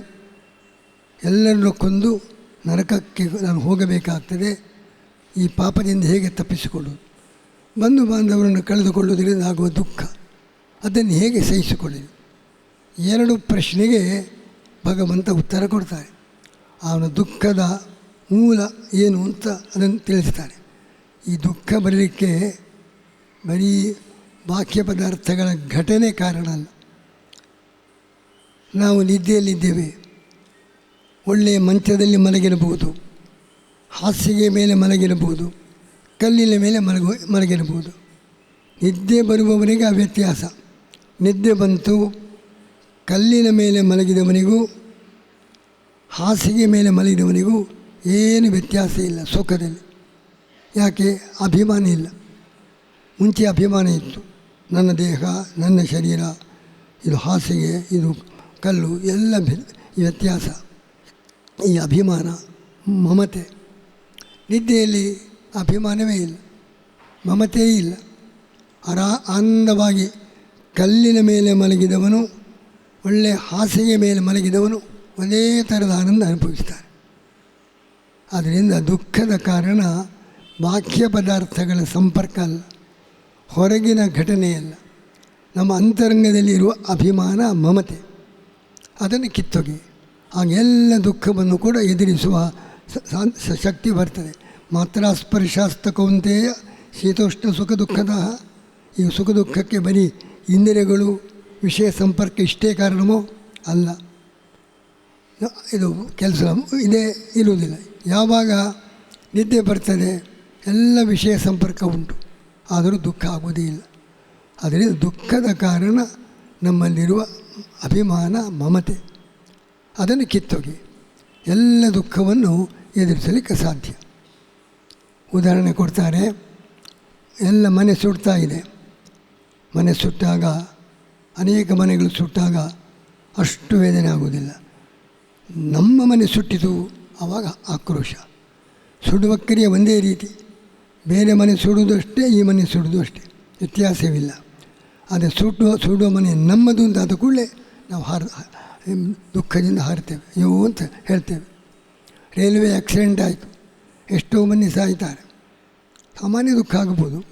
ಆದರೆ ಆ ರೈಲ್ವೆಯಲ್ಲಿ ನಮ್ಮ ಬಂಧುಗಳಿದ್ದಾನೆ, ನಮ್ಮ ಅಳಿಯ ಇದ್ದಾನೆ, ಮಗ ಇದ್ದಾನೆ, ಹಾಗಾಗುವ ದುಃಖವೇ ಬೇರೆ. ಹಾಗಾದರೆ ದುಃಖದ ಕಾರಣ ಬರೀ ಬಾಹ್ಯ ಪದಾರ್ಥಗಳ ಸಂಪರ್ಕವಲ್ಲ, ನಮ್ಮಲ್ಲಿರುವ ಮಮತೆ ಅಭಿಮಾನ, ಅದೇ ದುಃಖದ ಕಾರಣ. ಇದೆಲ್ಲ ಘಟನೆಗಳಿಂದ ಕೃಷ್ಣ ಹೇಳ್ತಾ ಇದ್ದಾನೆ. ಆದ್ದರಿಂದ ದುಃಖ ಬಂದರೆ ಅದನ್ನು ಸಹಿಸಿಕೊಳ್ಳುವ ಪ್ರಯತ್ನ ಮಾಡು. ಮೋಹ ಬಿಡು. ಈ ಶರೀರ ಇದೇ ನೀನಲ್ಲ, ಅಂತಃಕರಣ ಅಲ್ಲಿ ದುಃಖ ಅದು ನೀನಲ್ಲ, ಈ ಮನಸ್ಸು ಅಂತಃಕರಣ ಇದಕ್ಕಿಂತ ಭಿನ್ನವಾದ ವ್ಯಕ್ತಿತ್ವ ನಿನಗಿದೆ. ಅದನ್ನು ಅರ್ಥ ಮಾಡಿಕೊಂಡು ಶರೀರದಲ್ಲಿ ಏನೇ ಪರಿಣಾಮ ಆಗಲಿ, ಯಾವುದೇ ಬಾಹ್ಯ ಪದಾರ್ಥಗಳ ಸಂಪರ್ಕವಾಗಲಿ, ಅದನ್ನೆಲ್ಲ ಮೀರಿ ನಿಂತವ ನಾನು ಎಂಬುದಾಗಿ ತನ್ನ ಬಗ್ಗೆ ಸರಿಯಾದ ತಿಳುವಳಿಕೆ ಬಂದು ಈ ಮಮತೆಯನ್ನು ಅಭಿಮಾನವನ್ನು ಕಿತ್ತೊಗೆದರೆ ಏನು ದುಃಖಗಳು ಬಂದರೂ ಕೂಡ ಅದನ್ನು ಎದುರಿಸುವ ಶಕ್ತಿ ಬರ್ತದೆ ಎಂಬುದಾಗಿ ದುಃಖದ ಮೂಲ ಏನು ಎಂಬುದನ್ನು ಕೃಷ್ಣ ತಿಳಿಸಿ ಅಭಿಮಾನವನ್ನು ತ್ಯಾಗ ಮಾಡುವ ಸಂದೇಶ ಭಗವದ್ಗೀತೆಯಲ್ಲಿ ಪ್ರಾರಂಭದಲ್ಲಿ ಕೃಷ್ಣ ಹೇಳ್ತಾ ಇದ್ದಾರೆ. ಮಗು ಅಳುವ ಸಪ್ಪಳ ಕೇಳ್ತದೆ, ಓ ಮಗು ಅಳ್ತಾ ಇದೆ ಅಂತ ಅವನಿಗೆ ಮನಸ್ಸಿಗೆ ದುಃಖ ಆಗ್ತದೆ. ಹೇಳ್ತಾನೆ ಪತ್ನಿ ಅಂತ, ಮಗು ಅಳ್ತಾ ಇದೆ, ಅದನ್ನು ಸಮಾಧಾನ ಮಾಡೋದು. ಅವಳು ಹೇಳ್ತಾಳೆ, ಇದು ನಮ್ಮ ಮಗುವಲ್ಲ, ಪಕ್ಕದ ಮನೆಯ ಮಗು. ಓಹ್ ಸರಿ, ಅಲ್ಲಿ ದುಃಖ ಹೋಯಿತು. ನಮ್ಮ ಮಗುವಲ್ಲ, ಅದು ಪಕ್ಕದ ಮನೆಯ ಮಗು ಅಂತಾದರೆ ಅಲ್ಲಿ ದುಃಖ ಇಲ್ಲ. ಹಾಗೆ ದುಃಖ ಕಾರಣ ಯಾವುದು? ನನ್ನವರು, ನನ್ನದು. ಆ ಭಾವನೆ ಬಿಟ್ಟಾಗ ಎಂಥ ಕಷ್ಟಗಳು ಬಂದರೂ ಕೂಡ ಅದನ್ನು ಎದುರಿಸುವ ಶಕ್ತಿ ನಮಗೆ ಬರ್ತದೆ ಎಂಬುದಾಗಿ ಅಭಿಮಾನ ತ್ಯಾಗದ ಸಂದೇಶ ಕೃಷ್ಣನ ಉಪದೇಶದಲ್ಲಿ ಮೊದಲು ಅಭಿಮಾನವನ್ನು, ದುಃಖವನ್ನು ಹೇಗೆ ಗೆಲ್ಲಬೇಕು, ಪಾಪವನ್ನು ಹೇಗೆ ಗೆಲ್ಲಬೇಕು, ಇದು ಎರಡು ವಿಷಯ. ದುಃಖವನ್ನು ಗೆಲ್ಲುವ ವಿಧಾನ ಇದು ಅರ್ಜುನನಿಗೆ ಈ ಥರದ ಒಂದು ಮೊದಲನೇ ಅಧ್ಯಾಯ ವಿಷಾದ ಯೋಗ ಅಂತ. ಅದು ವಿಷಾದ, ಅದು ಯೋಗ ಹೇಗೆ? ಅರ್ಜುನಿಗೆ ಬಂದ ದುಃಖ ಅದು ಬರೀ ವಿಷಾದ, ಅದನ್ನು ವಿಷಾದ ಯೋಗ, ಕರ್ಮಯೋಗ. ಅದು ವಿಷಾದ ಯೋಗ ಹೇಗೆ? ಅರ್ಜುನನಿಗೆ ವಿಷಾದ ಬಂದದ್ದರಿಂದ ನಮಗೆ ಭಗವದ್ಗೀತೆಯ ಉಪದೇಶ ದೊರಕಿತು. ಅದು ನಮ್ಮ ಯೋಗ. ಅರ್ಜುನನ ವಿಷಾದ ನಮ್ಮೆಲ್ಲರ ಯೋಗ. ಆ ವಿಷಾದ ಇಲ್ಲ ಅಂತಾದರೆ ಭಗವದ್ಗೀತೆ ದೊರೀತಾ ಇರಲಿಲ್ಲ. ನಮಗೂ ವಿಷಾದ ಉಂಟು, ದುಃಖ ಪಡ್ತೇವೆ. ನಮ್ಮ ವಿಷಾದ ಬರೀ ರೋಗ, ಅರ್ಜುನನ ವಿಷಾದ ಯೋಗ. ನಾವು ದುಃಖ ಪಡ್ತೇವೆ ದಿನ, ಏನು ಪ್ರಯೋಜನ? ಮತ್ತಷ್ಟು ಸಂಸಾರದಲ್ಲಿ ಮುಳುಗ್ತೇವೆ. ನಮ್ಮ ವಿಷಾದ ರೋಗ, ಅರ್ಜುನನ ವಿಷಾದ ಯೋಗ. ಅವನು ಅಷ್ಟು ದುಃಖಪಟ್ಟ ಮೇಲೆ ಕೃಷ್ಣನಿಂದ ಉಪದೇಶ ದೊರೆಯಿತು. ದುಃಖದ ಮೂಲ ಅಭಿಮಾನ, ಅದನ್ನು ಕಿತ್ತೋಗಿ. ನಮಗೆ ಅಭಿಮಾನ ತ್ಯಾಗ ಹೇಳಲಿಕ್ಕೆ ಸುಲಭ, ಸಂದರ್ಭ ಬಂದಾಗ ನಾವು ಅದನ್ನು ಮರೆತೇ ಬಿಡ್ತೇವೆ. ಒಂದು ವಿನೋದವಾಗಿ ಒಂದು ಕಥೆ ಇದೆ. ಮಹಾಭಾರತದಲ್ಲಿ ಅಭಿಮನ್ಯು ಸತ್ತ ಅಂತ ಎಲ್ಲರೂ ಅಳುವುದು. ಸುಭದ್ರೆ ಅಳ್ತಾಳೆ, ಅರ್ಜುನ, ಧರ್ಮರಾಜ ಎಲ್ಲರೂ ಅಳುವಾಗ ಕೃಷ್ಣನು ಅಳಲಿಕ್ಕೆ ಆರಂಭಿಸಿದ. ಆಶ್ಚರ್ಯ ಆಯ್ತು ಅರ್ಜುನಿಗೆ. ನೀನು ಅಳುವುದು ನಾವು ಎಂದಿಗೂ ನೋಡಿಲ್ಲ. ಅರ್ಜುನ ಅಂದರೆ ಅಳಿಯ ಅಂತ ನಿನಗೂ ಅಷ್ಟು ದುಃಖವೇ. ಎಲ್ಲರೂ ಅಳ್ತಾ ಇದ್ದಾರೆ. ಅರ್ಜುನಂತೂ ಗೋಳೊಂದು ಅಳ್ತಾ ಇದ್ದಾನೆ. ಕೃಷ್ಣ ಅಳುವುದನ್ನು ಕಂಡು ಅರ್ಜುನಿಗೆ ಆಶ್ಚರ್ಯವಾಗಿ, ಇಷ್ಟು ನಿನಗೆ ನನ್ನ ಅಳಿಯನ ಮೇಲೆ ಇಷ್ಟು ಪ್ರೀತಿ. ಕೃಷ್ಣ ಹೇಳ್ತಾನೆ, ನಾನು ಅಭಿಮನ್ಯು ಸತ್ತ ಅಂತ ಅಳುವುದಲ್ಲ, ನನ್ನ ಅಳುವಿನ ಕಾರಣವೇ ಬೇರೆ. ಏನದು? ನಾನಷ್ಟು ಉಪದೇಶ ಕೊಟ್ಟ ಭಗವದ್ಗೀತೆಯನ್ನು ನೀನು ಮರೆತಿಯಲ್ಲ ಅಂತ ನನಗೆ ಅಳ್ಳಿಕ್ಕೆ ಆರಂಭ. ಅರ್ಜುನ ಅಷ್ಟು ಕೃಷ್ಣ ಅಭಿಮಾನ ತ್ಯಾಗದ ಸಂದೇಶ ಕೊಟ್ಟ, ಕೇಳಿದ. ಅಷ್ಟಾದ ಮೇಲೆ ಕುರುಕ್ಷೇತ್ರ ಯುದ್ಧದಲ್ಲಿ ಅಭಿಮನ್ಯು ಸತ್ತಾಗ ಎಲ್ಲ ಮರೆತು ಭಾರೀ ದುಃಖದಿಂದ ಅವನು ದುಃಖದಲ್ಲಿ ತೇಲಾಡಿದ. ಅದಕ್ಕೆ ಕೃಷ್ಣ ಅಭಿಮನ್ಯು ಸತ್ತದ್ದಕ್ಕೆಲ್ಲ ನೀನು ನನ್ನ ಭಗವದ್ಗೀತೆ ಉಪದೇಶವನ್ನು ಮರೆತಿ ಅಂತ ನನಗೆ ದುಃಖ ಬಂದು ಅಳ್ತಾ ಇದ್ದೇನೆ ಅಂತ ವಿನೋದವಾದ ಕಥೆ. ಕೃಷ್ಣ ಹತ್ತಿಲ್ಲ. ಅಂತೂ ಇದರ ಅರ್ಥ ಅಭಿಮಾನ ತ್ಯಾಗದ ಬಗ್ಗೆ ಮಾತಾಡೋದು ಸುಲಭ, ಅದನ್ನು ಸಾಧನೆ ಅನುಷ್ಠಾನಕ್ಕೆ ತರೋದು ಬಹಳ ಕಷ್ಟ. ಭಗವದ್ಗೀತೆಯ ಉಪದೇಶ ಅದು ನಮಗೆ ಮಾರ್ಗದರ್ಶಕ. ಪೂರ್ತಿ ಅದರಂತೆ ನಡೆಯಲಿಕ್ಕೆ ಆಗದೇ ಇದ್ದರೂ ಉತ್ತರ ಧ್ರುವ ನಕ್ಷತ್ರ ನಾವಲ್ಲಿ ತಲುಪುವುದಿಲ್ಲ. ಆ ಧ್ರುವ ನಕ್ಷತ್ರ ನೋಡ್ತಾ ಇದ್ದರೆ ನಾವು ದಾರಿ ತಪ್ಪುವುದಿಲ್ಲ. ಆ ಹಡವು ಹೋಗುವಾಗ ದಾರಿ ತಪ್ಪದೇ ಇರಲಿಕ್ಕೆ ಧ್ರುವ ನಕ್ಷತ್ರ ನೋಡ್ತಾ ಇದ್ದರೆ ದಾರಿ ತಪ್ಪುವುದಿಲ್ಲ. ಧ್ರುವ ನಕ್ಷತ್ರಕ್ಕೆ ನಾವು ಮುಟ್ಟುವುದಿಲ್ಲ, ಅದನ್ನು ನೋಡಲಿಕ್ಕೆ ಸಿಕ್ಕಿದರೆ ಸಾಕು, ನಾವು ದಾರಿ ತಪ್ಪುವುದಿಲ್ಲ. ಅದರಂತೆ ಭಗವದ್ಗೀತೆಯ ಸಂದೇಶ ಪೂರ್ತಿ ನಮಗೆ ತಲುಪಲಿಕ್ಕೆ ಆಗದೇ ಇದ್ದರೂ ಅದು ಧ್ರುವ ನಕ್ಷತ್ರ ಇದ್ದಾಗೆ.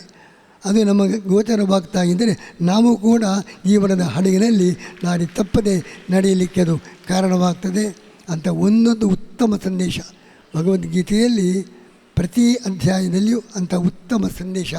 ನಮ್ಮ ಜೀವನಕ್ಕೆ ನಾವು ದುಃಖವನ್ನು ಅನೇಕ ಘಟನೆಗಳು ಬಂದಾಗ ದುಃಖವನ್ನು ಹೇಗೆ ಎದುರಿಸಬೇಕು ಎಂಬುದರ ಬಗ್ಗೆ ನಮಗಂಥ ಸರಿಯಾದ ವಿವೇಕವನ್ನು ನೀಡುವ ಸಂದೇಶ ಕೃಷ್ಣನ ಉಪದೇಶದಲ್ಲಿ ಅಡಗಿದೆ ಎಂಬುದಾಗಿ ಹೇಳಿ ಇವತ್ತಿನ ಮಾತನ್ನು ಮುಕ್ತಾಯಗೊಳಿಸ್ತಾ ಇದ್ದೀವಿ.